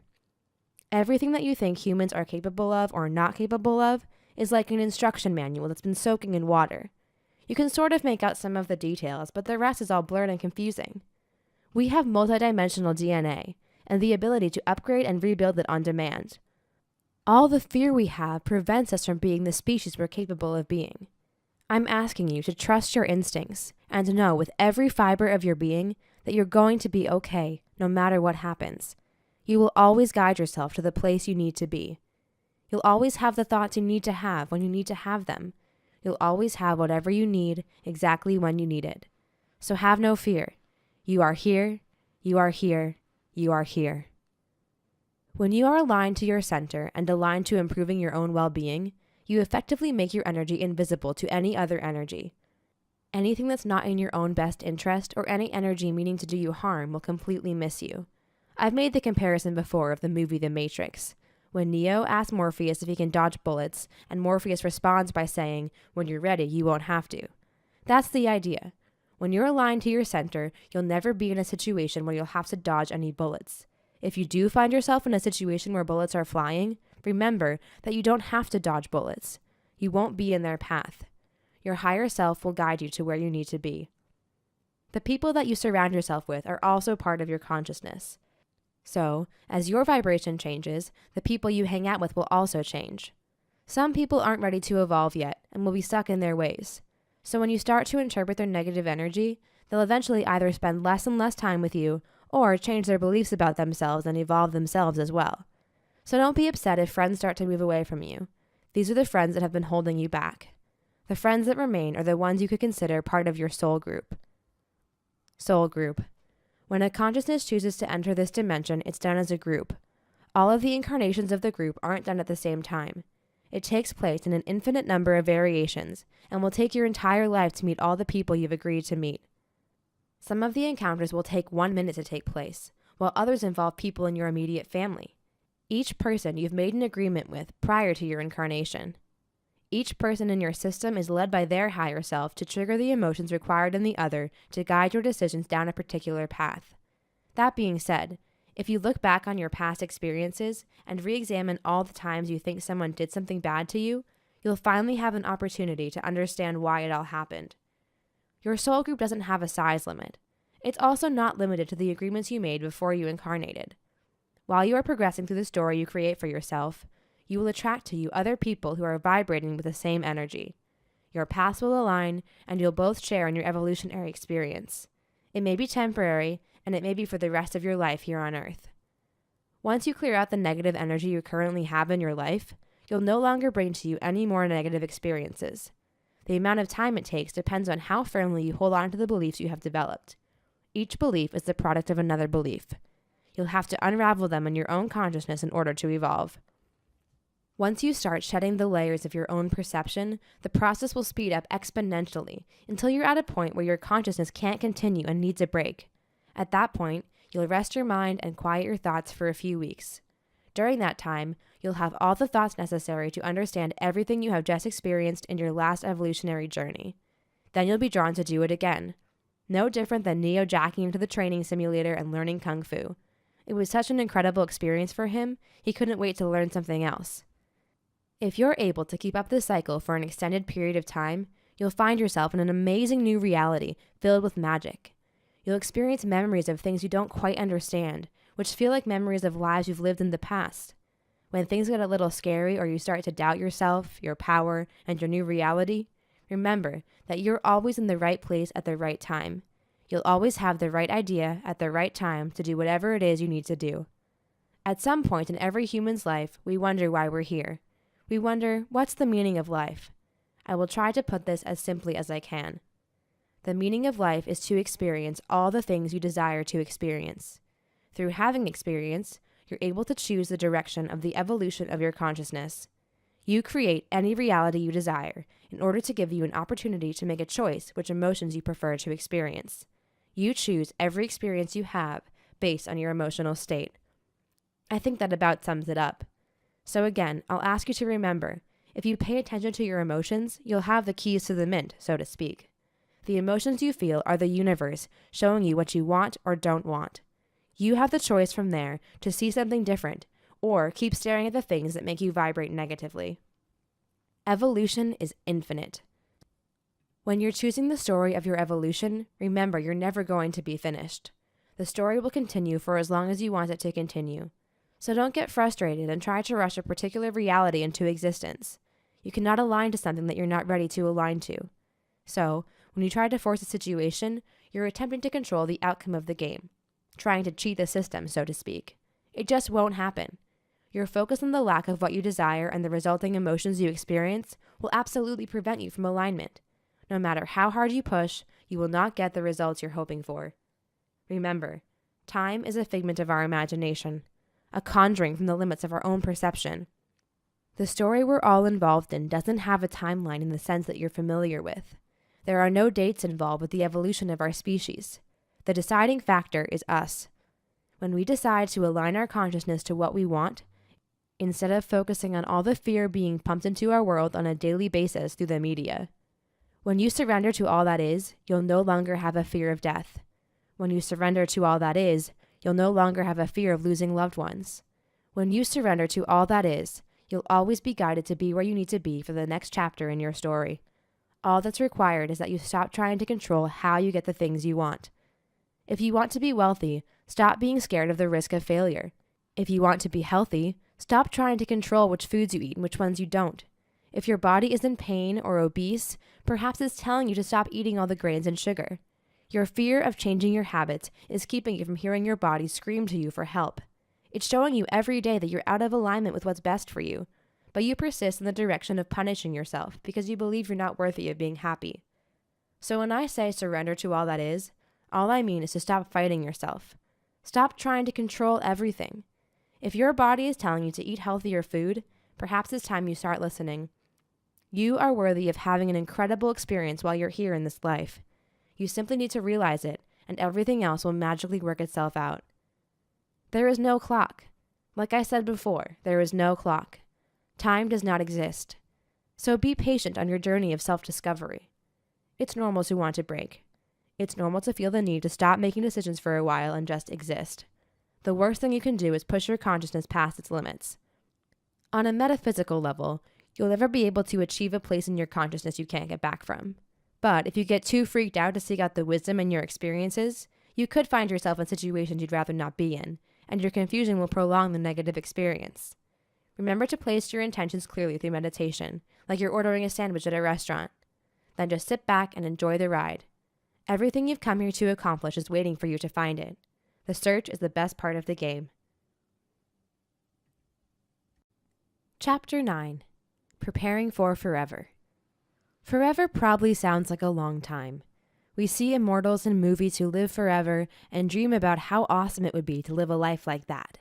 It wasn't long ago a series of movies came along with groups of vampires and werewolves filled with images of finding your soulmate and existing for eternity in each other's arms. These are all wonderful fantasies that most of us have seen and felt the longing for that life.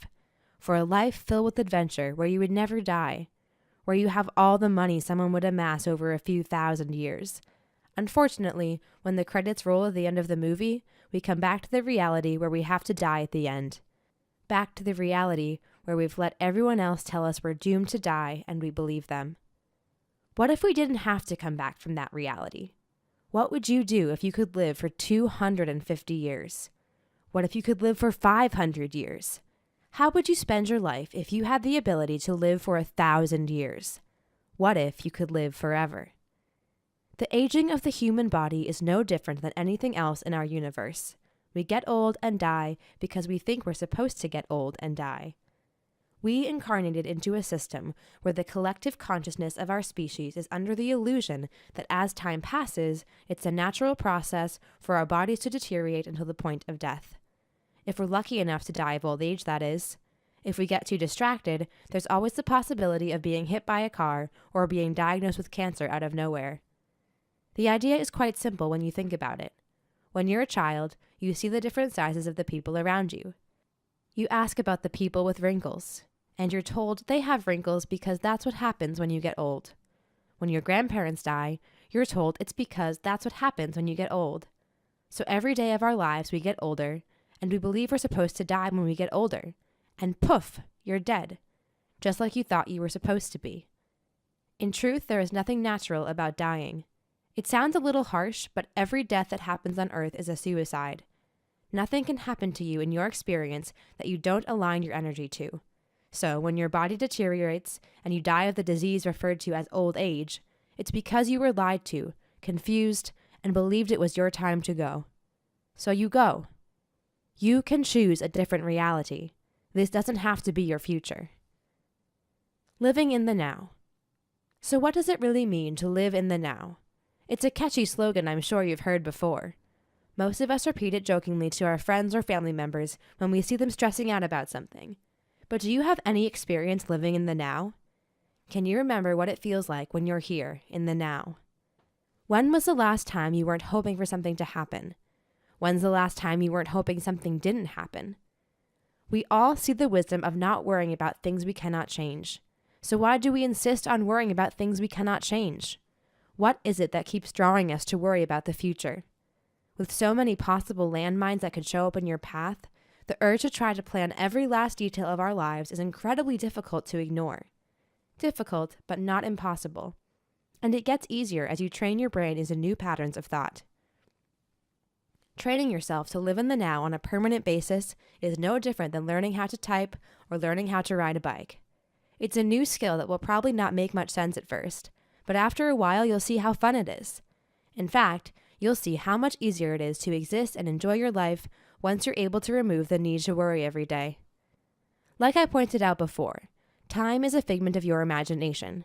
It doesn't really exist.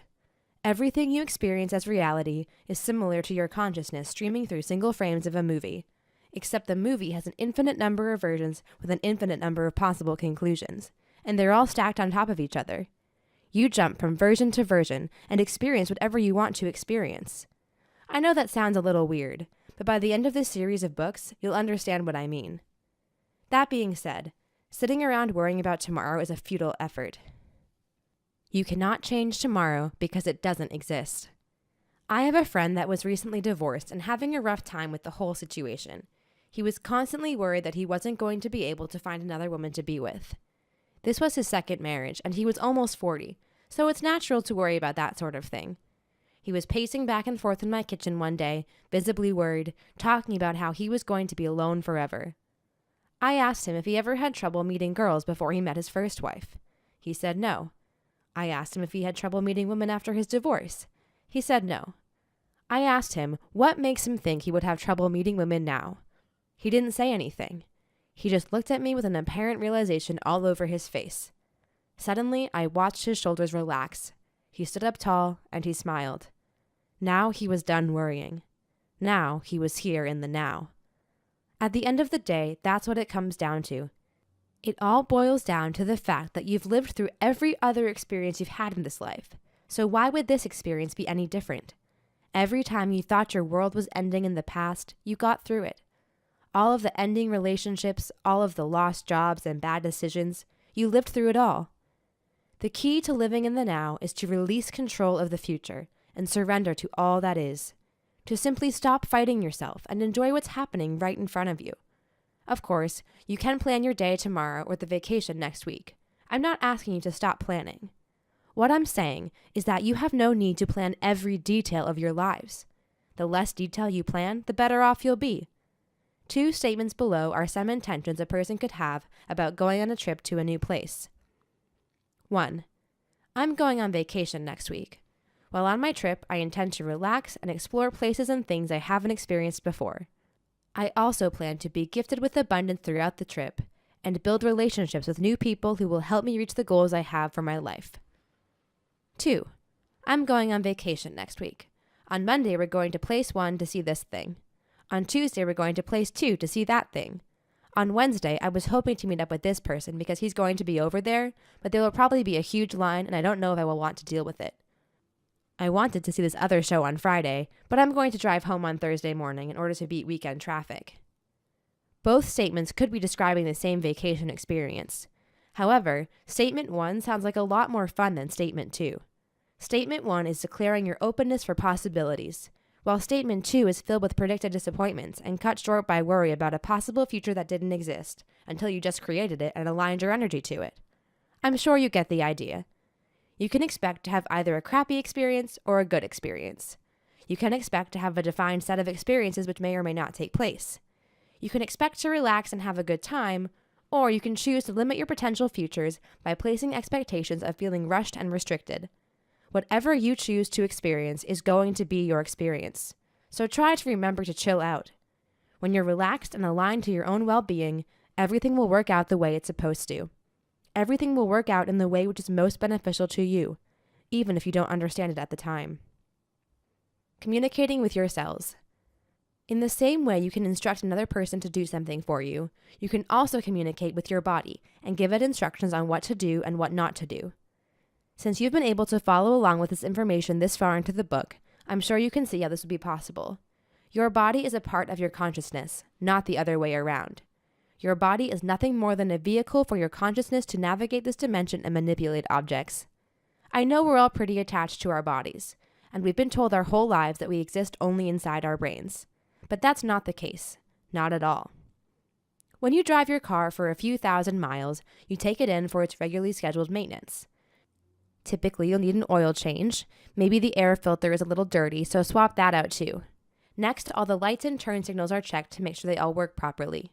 Then it's all concluded by topping off the windshield washer fluid and inflating the tires to the proper air pressure. If you do this on a regular basis, your vehicle will run forever. You may need to replace some minor parts here and there due to wear and tear, but as long as you maintain it, it'll continue to serve its intended purpose. Unfortunately, this typically isn't how we approach maintaining the physical vehicle for our consciousness. Instead, we completely ignore the signals our body sends us until it can no longer continue on its trajectory and begins to shut down. Only when something breaks in our bodies do we deem them important enough to tend to. In the meantime, we punish it by giving it a fuel source which is subpar to say the least. Our bodies try to communicate with us by telling us what they want. If you wake up in the morning after a long night of drinking alcohol and feel awful, what do you think your body is trying to tell you? If you spend the weekend eating pizza and laying on the couch, why are you surprised when you wake up on Monday morning feeling like shit and not wanting to go to work? When you have an ache in your knee, what does that mean? Have you ever had an ache in your arm out of nowhere, which goes away as quickly as it came on? Have you ever wondered why that happens? Have you ever thought about asking? Sounds a little strange, but if you ask your body why it does something, it will answer. If you tell your body what you want it to do, it will do it. In fact, your body will celebrate the instant you realize your connection to it. It's been trying to get your attention your entire life, so of course it will celebrate. It'll even let you know when you've made the connection by sending you an electrical signal for you to interpret. A tingling sensation across your skin is the way it'll begin. It's simple and subtle. Subtle enough that you'll probably believe it was just a coincidence when it happens for the first time. Don't disregard what you're experiencing when this takes place. If you believe it's happening, it's happening. But if you don't believe it's happening, you're immediately denying yourself the ability to continue the conversation. Intending to heal. We've all heard the stories of miraculous healings performed in the religious texts. Maybe you even know someone who has experienced an event that no one understands, where they were told they were going to die, but they didn't. Doctors prescribe a death sentence to someone with a diagnosis of cancer, only to have the future they predicted get denied by someone who decided they weren't going out like that. It is possible to have an instant healing, where your body completely repairs itself in one instant. However, more often than not, it'll take a little work to change your situation. That work doesn't have to be hard, but it'll require that you change the way you think. Like Einstein said, we can't solve problems by using the same kind of thinking we used when we created them. All diseases in your body are a product of the thoughts you're thinking. So if your thoughts are what brought this disease to you, you're going to need to change the thoughts you're letting reside in your consciousness. Intent is the beginning of the process. Intent is also the end of the process. To put it simply, the only thing required is that you intend for your body to heal itself, and that will happen. Unfortunately, with the persistence of the illusion of our three-dimensional reality, we believe we need someone to cure us of what ails us. When we hear there is something wrong with our bodies, we start searching everywhere for something to fix it. The reality of the situation is, the only reason the disease is there is because you've ignored the rest of the signs the universe has been giving you. All the times your body was trying to get your attention were previously unsuccessful. Like everyone else you know who keeps being ignored, your body will talk louder and louder until it gets your attention. DNA. The DNA of the human being isn't completely understood by modern science. According to geneticliteracyproject.org, the human genome contains around 20,000 genes. That is, the stretches of DNA that encode proteins. But these genes account for only about 1.2% of the total genome. The other 98.8% is known as non-coding or junk DNA. So as you can see, scientists know just about as much about our bodies as they do the rest of the universe. They say 96% of our universe is invisible energy, and all the matter we see, which we have measured and can see via our tools and telescopes, only makes up 4% of all that is. DNA is multidimensional, like gravity. You can't see it. We can all agree that gravity is a real force. We know a little about how it works, but have no real understanding of all it's responsible for, or its effects on the other 96% of the universe we can't see. There is a quantum field around our DNA in the same way that there are forces in space that we cannot see. Everything in our universe is entangled with everything else. You cannot change something without affecting everything else in the universe. The word quantum refers to multiple things happening simultaneously, defined as a discrete quantity of energy proportional in magnitude to the frequency of the radiation it represents. The word entanglement refers to being able to change matter in one place and have the same changes take place in something that appears to have no visible link, defined as a complicated or compromising relationship or situation. Quantum entanglement is a physical phenomenon that occurs when pairs or groups of particles are generated or interact in ways such that the quantum state of each particle cannot be described independently of the others, even when the particles are separated by a large distance. Instead, a quantum state must be described for the system as a whole. All that being said, if our thoughts are things, our DNA is a thing, and everything in the universe has an effect on everything around it, you can assume that the thoughts you have will have an impact on your physical DNA. There is a quantum energy surrounding everything in our universe, and we can communicate with that energy. Our DNA will carry out the instructions it receives from the thoughts we have, because our thoughts are based on what we believe to be true. Our beliefs are what shape the reality we inhabit, and our reality is pulled forward and evolved by the universe that created it. With the idea of as above, so below, every consciousness in the universe is like a universe in itself. So, if you wanted to give instructions to your inner universe for it to behave in a certain manner, like healing itself, all you have to do is tell it to do so. Give instructions to your inner universe. Tell your DNA what you would prefer it to do. Believe it will act accordingly, and release any resistance you have to the idea. I've said before that everything in our reality is a product of what we believe to be true. As you get older, you believe you're going to die, so your body accommodates you. Your body is capable of anything you believe it's capable of. If you keep focusing and talking about how you have a bad knee, eventually you'll end up needing surgery to repair the problem. However, if you instead focus on healing your body, give your innate the instructions to carry out, and love your body for the magical vehicle it is, it will heal itself without the need for drugs or surgery. Your innate is a quantum part of your consciousness, which is partially responsible for pretty much everything that happens in your experience. It's a part of you which cannot be separated or defined, and it guides your thoughts and your experiences here on Earth. Some call it instinct or gut feelings.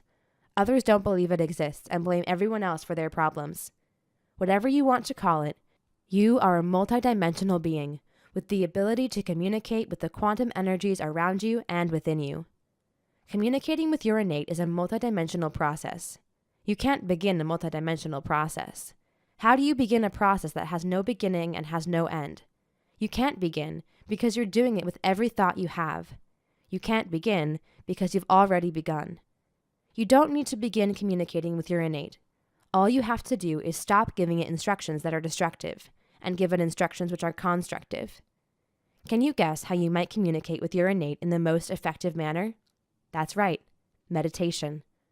When you have made a choice for change and intention is clear during meditation, you can follow the white rabbit down the path of least resistance to the thoughts and ideas that will be most beneficial for your situation. It may lead you to a particular treatment that will help you, or it may lead you to realize the belief that has created the disease, which will trigger your body to heal itself. Either way, you will be met at the point your consciousness resides. If you believe you require an outside cure, you'll find it as soon as you change the belief that you're being punished for something, or at least accept the idea that you've created this experience to learn from and are ready to learn from it. If you believe you're evolved enough to turn off the disease, you will be able to turn it off, like you'd flip a light switch on your way out of the room. You can do anything you believe is possible, from lifting a car off another human being to healing your body on demand. You can even slow the aging process so you can live longer. In fact, you can even stop the aging process altogether. Your body's deterioration over time is a product of what you believe should happen. This is an incredibly persistent illusion, but I promise you it's possible. There are stories from every culture that talk of people who lived for hundreds or even thousands of years. That reality disappeared when we began to shift our focus to a God outside ourselves. When we began to believe other people were creating a reality for us, is when we began to evolve on a different trajectory. A trajectory of limits, boundaries, and the permanence of death. This is a pretty vast idea, so I'll be describing it in more detail in The Hidden Story of Us, Book 5, Total Human Optimization. Chapter 10, Mother Gaia. We've been led to believe certain things about our Earth. We've been led to believe certain things about the species we refer to as human beings. We've been born into a system of control which not many people seem to notice. We were led astray a very long time ago by energies we weren't capable of understanding at the time. There's no one to blame for what's happened over the last several thousand years on this planet. There are no bad guys trying to rule the world. There are simply people doing things they want to do because they've decided they can, and everyone around them has also chosen to exist in the same reality. Ancient cultures passed down through the generations the stories of how they came to be. The stories are full of metaphor and sound as if the scenes they depict can only take place in a world of magic and mystical figures and creatures. The stories that were passed down through the millennia were intended to be a way of describing the different kinds of energy that surround us, and a how-to guide for living your life in a state of balance and harmony with all that is. Unfortunately, the majority of our society is built around the ideas of modern science, and the stories we're told about our past are incomplete.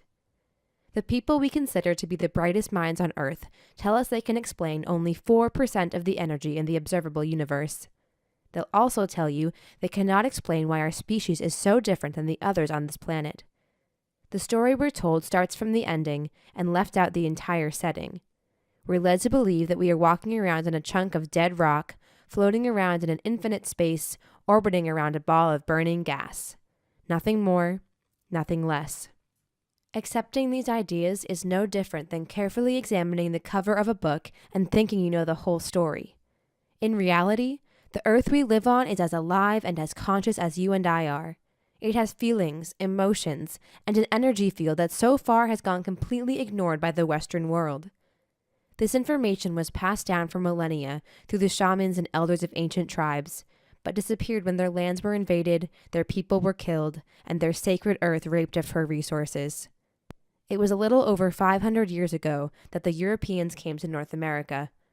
When they came, they unknowingly spread the disease of greed and the plague of fear in their wake, killing and destroying everything that was different than them because they were confused about what they were seeing. They found a people with a different set of beliefs about the world they inhabit, and who didn't take more than they needed. They found a people who were in touch with the earth, instead of fueled by the fear of death. When the Native American culture was decimated and ignored, one of the last great beacons of light was extinguished, and thus began a long journey into the darkness for the energy of the planet. The earth is alive. Native American tribes referred to the trees as the standing people.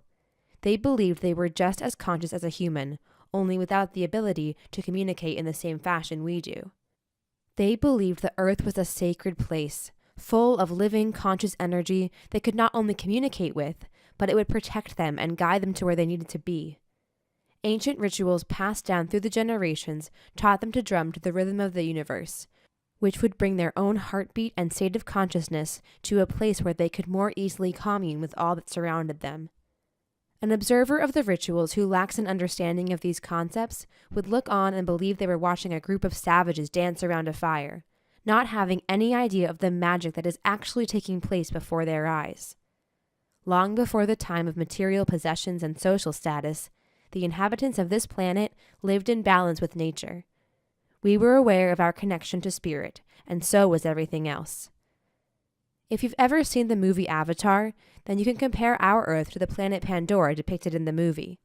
Our planet is just as alive, and if you want to communicate with her, just like they do to the Tree of Souls, all you have to do is start the conversation and believe it's possible.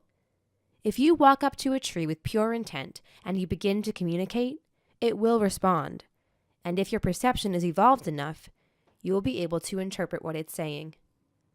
Pisonia trees, which are found from Hawaii and New Zealand all the way to India, have a feature I found particularly helpful in illustrating this idea. As we all know, different kinds of plants have evolved different features over their development to aid them to survive in the environment they live in.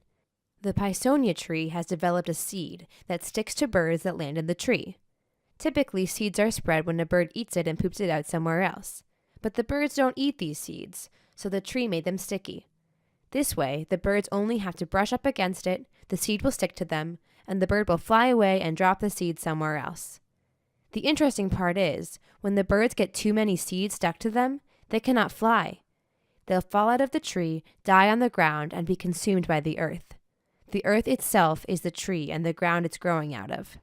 The earth is trapping its prey and consuming the nutrients required for its further development and evolution. Now let's think about what happens when our physical human bodies die. Some of us get cremated, but for the most part, we all go into the ground after our death to be consumed again by the energy that created us. Before the Industrial Revolution or the spreading of vast civilizations, people ate food that came directly from the earth. There were no boxed products on grocery store shelves that people convinced us was food. There was no fabricating different chemicals into something that resembled a piece of meat. There was also no mention of cancer or most of the diseases we have in our world today. We were fed by the earth for our entire lives, and we fed the earth when we died. There was a perfect balance. The magnetic field. We've all been told about the Earth's magnetic field and shown diagrams and pictures of what it would look like if we could see it. Its shape is similar to a donut, with the side of the globe which is opposite the sun being affected and dragged along a bit by the energetic wind from the sun. This magnetic field is responsible for our atmosphere and for keeping the balance of the life on this planet. There are ancient monoliths all over the world that have been built on areas of the globe where there is a fluctuation in the magnetic energy. The Great Pyramid at Giza and Stonehenge are two examples of such structures. If you go to these places, you'll be able to feel it for yourself. Doctors tell us that our bodies aren't affected by magnetic fields, but they also use electromagnetic stimulation in certain types of therapies. So clearly, they found a use for introducing a change of frequency to the human body. In ancient Egypt, the Great Pyramid was used as a tool for evolving a person's consciousness. The pyramid itself was built on a vortex of energy, and it's meant to channel that energy to a point at the top of the vortex like a focused beam, projecting the energy of the journeyer in the Queen's chamber into the far reaches of our galaxy. From this vantage point, you can see the connectedness of all that is for yourself. A lot of people say that this sort of thing isn't possible, and they need proof in order to believe it. What I would ask you is this. If you are standing in the middle of the living room of your house, would you have to understand every piece of the mathematics and engineering that was used to create it? Or would you just be aware that you're standing in a real place that exists and it's possible for others to stand in it with you? There are several places of the Earth where you can find fluctuations in the magnetic field, and you don't have to travel to the other side of the globe to feel them. There is an incredibly powerful energy vortex surrounding Sedona, Arizona. Within Sedona, there are 4 smaller vortexes that have been identified by the United States Geological Survey, and most of the people in town can direct you to exactly where they are. There is one located near the airport, aptly named the Airport Vortex. Cathedral Rock, Bell Rock, and Boynton Canyon are the other 3. Each has a different energy emitting from the Earth. When you come up to each one, you'll notice the juniper trees are twisted and bent over because they've been shaped by the spiraling energy of the area. Communicating with the Mother. On a recent trip I took to Sedona with my family, I was sitting on the side of Bell Rock, enjoying the shade provided by one of the twisted juniper trees. Along all the trails you can see rock cairns that hikers have built along the path. Cairns are the small rock statues that you see on the side of the road in the desert from time to time. My oldest son said he wanted to build a cairn in the branch of the tree we were under. The branch of the tree came down perfectly to a point where it appeared as if its arm was stretched out and waiting for someone to place rocks in her hand. As Sean began to reach for some rocks to stack in the hand of the tree, I told him to wait. I explained to him that he should ask permission from the tree before assuming it's okay to stack rocks on it. He looked at me with a sideways grin on his face and said, "Okay," as if I was asking him to jump up and down 3 times before having a sip of water. Like there was no point to asking permission. He stood up straight, placed his left hand on the tree, and said, "Hi there. Is it okay if I build a stack of rocks on your branch?" Then he looked at me with a smile. As soon as he finished asking the question, I felt the tree respond. I felt the sensation of an energetic wind on my body, but there was no wind. After a few seconds, I understood what the tree had said to me. Its response was, "Sure. I like holding the rocks people place for me, but the wind always knocks them down after a while." Now, as you can imagine, I didn't translate that energy directly to my family at that point, because I had no idea on where to start. I couldn't believe what had just happened. If I hadn't experienced it for myself, I would never have believed it. When Sean asked me how he would know what the tree said, I simply responded with, "If the tree doesn't want you to, you'll know. Thank you for asking permission." With the single wave of energy I felt from the tree when Sean asked it a question, I was instantly in a new reality. A reality where the planet is alive and the creatures and plants that live on it and in it are no different than the bacteria in our stomach. The life on the surface of the planet is the gut bacteria of the Earth. Some good, some bad, all needed for balance. Chapter 11. Conclusion. There is a system of energy in place here which most people are not aware of. There is not only a system of energy, but a system of evolution. This system has been around for a very long time, and you have been a part of it since it started. You've come to this planet to take part in a cosmic movie, which is playing in a galactic theater. Like people watching us from the other side of a black hole, we are the actual movie. We are the character in the video game, and we are the one holding the controller for the game as well.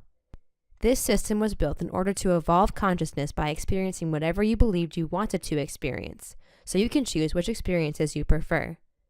When you experience a negative emotion, this is your opportunity to align to something different. Any emotion you don't enjoy having is a signal to you that you are perceiving something you don't like. This is the contrast of the universe. You cannot have light without the dark, and you cannot choose what you want without knowing what you don't want. It's your job to adjust your focus when you see what you don't want. You must shift your energy to see the things you want, instead of the things you don't. This is the most elegant system I have ever encountered, and through your own exploration of yourself, you will be able to experience it too. The only problem is, the system can't work if you deny it exists. If you continue to believe that other people are the cause of your problems, you will always be surrounded by problems. Until you believe you're worthy of being loved, you'll always be alone. And until you believe that you can change your situation because you are the creator of your own experience, you will continue to live in the same environment, with the same energy, the same size bank account, and the same deteriorating body. You are worthy. The most prevalent underlying belief we hold as a collective is that we're not worthy of being wealthy. We're not worthy of having good health or being happy. We're not worthy of being loved or having a healthy relationship. We believe that we must pay a price for anything good, or if too many good things happen in a row, the world will be crumbling soon after. All of these ideas are a product of fear, the same fear which is pumped into our lives every day by the media and television. There is a purpose to spreading all that fear in our society. There is a reason it's becoming more and more prevalent in our world, and fake news stories are being published. There are a lot of very wealthy people who have been holding the keys to the real world for a very long time. They control the media, the healthcare system, the food supply, the water supply, the electricity, natural gas, the banking system, and for the last 50,000 years or so, the human race. They own all of the land on Earth. And now they're starting to go after resources outside our atmosphere. The easiest way to keep a dog in line is to beat it into submission every time it acts up. The dog will be terrified of upsetting the person in charge, the one who continually beats it. So it will never act out against its owner because of the perceived power difference. In reality, most breeds of dog could tear a human to bits if they wanted to, like we weren't even a challenge. If only they realized the power they had, they would be in a completely different situation. This is what I'm now asking of you. I'm asking you to realize the power you hold inside yourself, to stop reacting in fear, and instead act from a place of balance, a place of knowing everything is going to work out, a place of creating positive change in the world around you. I'm asking you to stop being stepped on and taken advantage of, and reclaim the power you have as an extension of the infinite creator. Teach yourself. Learning how to interpret the energies around you isn't something anyone can teach you. There is no language which you can learn to help you understand how to translate it until you start translating it. You have to believe it's real, feel the energy come in, and then wait to understand what its intention is. When I described what the tree said to me when with my family in Sedona, I was describing the intention of the energy I felt. I didn't hear those words, but I felt the idea. There is no difference between the two. We use words to describe ideas and intent. Without the words, we still have the ideas and intent. Nothing changes except the presence of sound. When you first start, you're bound to interpret some things incorrectly, and shortly after you'll be shown that's the case. It's normal. Don't worry, you won't misinterpret it to a point where you cause yourself harm. If you find yourself in a situation you didn't expect, remember you are teaching yourself something, and look for the wisdom of the experience. All you have to do is stay calm and aligned to your source energy, and you will be able to walk yourself out of every situation safely. With alignment comes your dream life. As you begin to change your thoughts and work on your alignment through meditation, you will notice a string of serendipitous events taking place in your life. This string will continue for as long as you are able to hold this positive vibration. The law of attraction will begin to manifest all of the things you've accumulated in all of your existence directly into your life. The more you align to your own well-being, the faster all the energy will accumulate. It will seem as if the universe is showering you with all the money you have been waiting for, and all the friendships and relationships that are beneficial to your life, and your journey will begin to strengthen. All the people you agreed to meet with before you came to this dimension will make themselves known to you, and all of the ideas you've had in the past about the life you dreamed of will appear in front of your eyes like magic. The only way I can describe it is that when you align to the universe, she will align to you. When you are working in a balanced harmony with all that is, all of your ideas will come crashing into your reality in physical form. The business opportunity you've been wanting will show up. The job opportunities will start to come in like rain. Whatever you want to do with your future will suddenly become incredibly clear on how to achieve it. You have the power. Alan Watts once said, "It's like you took a bottle of ink and you threw it at a wall. Smash! And all that ink spread. And in the middle, it's dense, isn't it? And as it gets out on the edge, the little droplets get finer and finer and make more complicated patterns, see? So in the same way, there was a big bang at the beginning of things and it spread. And you and I, sitting here in this room as complicated human beings, are way, way out on the fringe of that bang. We are the complicated little patterns on the end of it. Very interesting. But so, we define ourselves as being only that. If you think that you are only inside your skin, you define yourself as one very complicated little curlicue way out on the edge of that explosion, way out in space and way out in time. Billions of years ago, you were a big bang, but now you're a complicated human being. And then we cut ourselves off and don't feel that we're still the big bang. But you are. Depends how you define yourself. You are actually, if this is the way things started, if there was a big bang in the beginning, you're not something that's a result of the big bang. You're not something that is a sort of puppet on the end of the process. You are still the process. You are the big bang, the original force of the universe, coming on as whoever you are. When I meet you, I see not just what you define yourself as, Mr. So-and-so, Ms. So-and-so, Mrs. So-and-so. I see every one of you as a primordial energy of the universe coming on at me in this particular way. I know I'm that too. But we've learned to define ourselves as separate from it. You hold within you the power of the entire universe. You are the Big Bang. You're not separate from anything you see. Everything around you is the Big Bang, and so is everyone you know. Your future in flashes.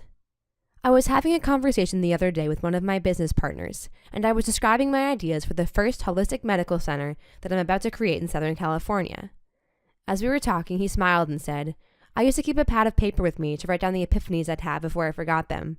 I described to him what these epiphanies are, and I feel the need to point that out here as well. When you have an epiphany, a sudden rush of inspiration and ideas, this is the universe showing you your future, if you're willing to align your energy to it. Simply put, this is a picture of a real reality that exists already, and if you would like to experience it, all you have to do is experience it. All you have to do is do it. Like Yoda said, there is no try. The only thing that stands in your way is fear of failure and the idea that you're not worthy of such things. If you can shed these two ideas from your consciousness, you can simply walk into the reality you desire to exist in. Some last tips.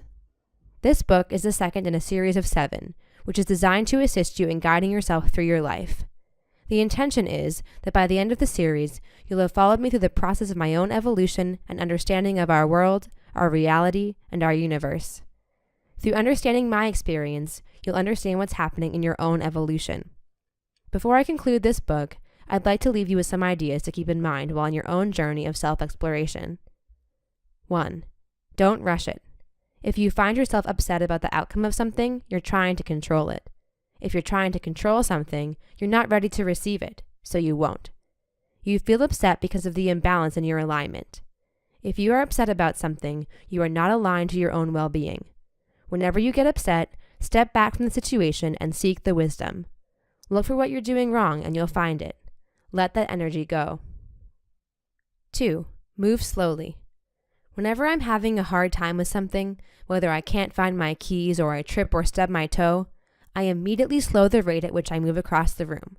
I completely stop moving, then begin again, but at a slower pace. Doing this will slow your heartbeat and give a conscious reminder to yourself to pay attention and align to your source. 3. Remain calm at all times. There will be a point when you find yourself in a situation you didn't see coming, like a Mack truck blasting through a stop sign or suddenly in a situation we didn't expect to be in. If it's a good situation and you enjoy it, go ahead and celebrate like it's your birthday. But if it's a bad one, you're going to want to make sure you remain as calm as possible. If you panic, the choices you have available will be limited by your perception of the bad things. All the choices you have will be ones that you don't prefer, and you'll end up choosing and aligning your energy to what you think is the lesser of the evils. Make no mistake, when you make a choice from a place of fear, you only draw to you more things to fear. So remain calm, and your ideas will flow, and the right one will present itself to you.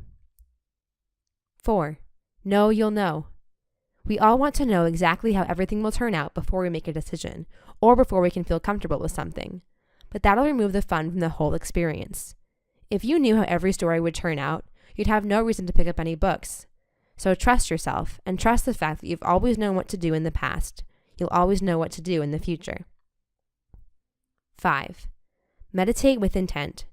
When you're meditating and finding your place of alignment, the universe will respond to your intention. If you meditate with the intention of evolving, you will evolve. 6. Follow the rabbit without fear. Like I said in Rule 4, you'll know what to do, so dive into the rabbit hole and expect to find yourself. It's the only way to live. 7. Stay in the receptive mode. The longer you journey, the easier it will be. You can evolve your consciousness to any point you desire while here, in this three-dimensional experience of Earth. Align to your own well-being and stay receptive of positive energy. It'll become your default mode of existence in no time. Go forth and create. Stay focused on what you want and learn from what you no longer want to experience. Good luck to you as you begin your travel. You won't need luck, though, because you are the creator of your own experience in the now. This has been The Hidden Story of Us, Book 2, Alignment and Interpretation. Written by Bradley Vining, narrated by Anna Ryan. Copyright 2018 by Bradley Vining. Production copyright 2018 by Bradley Vining.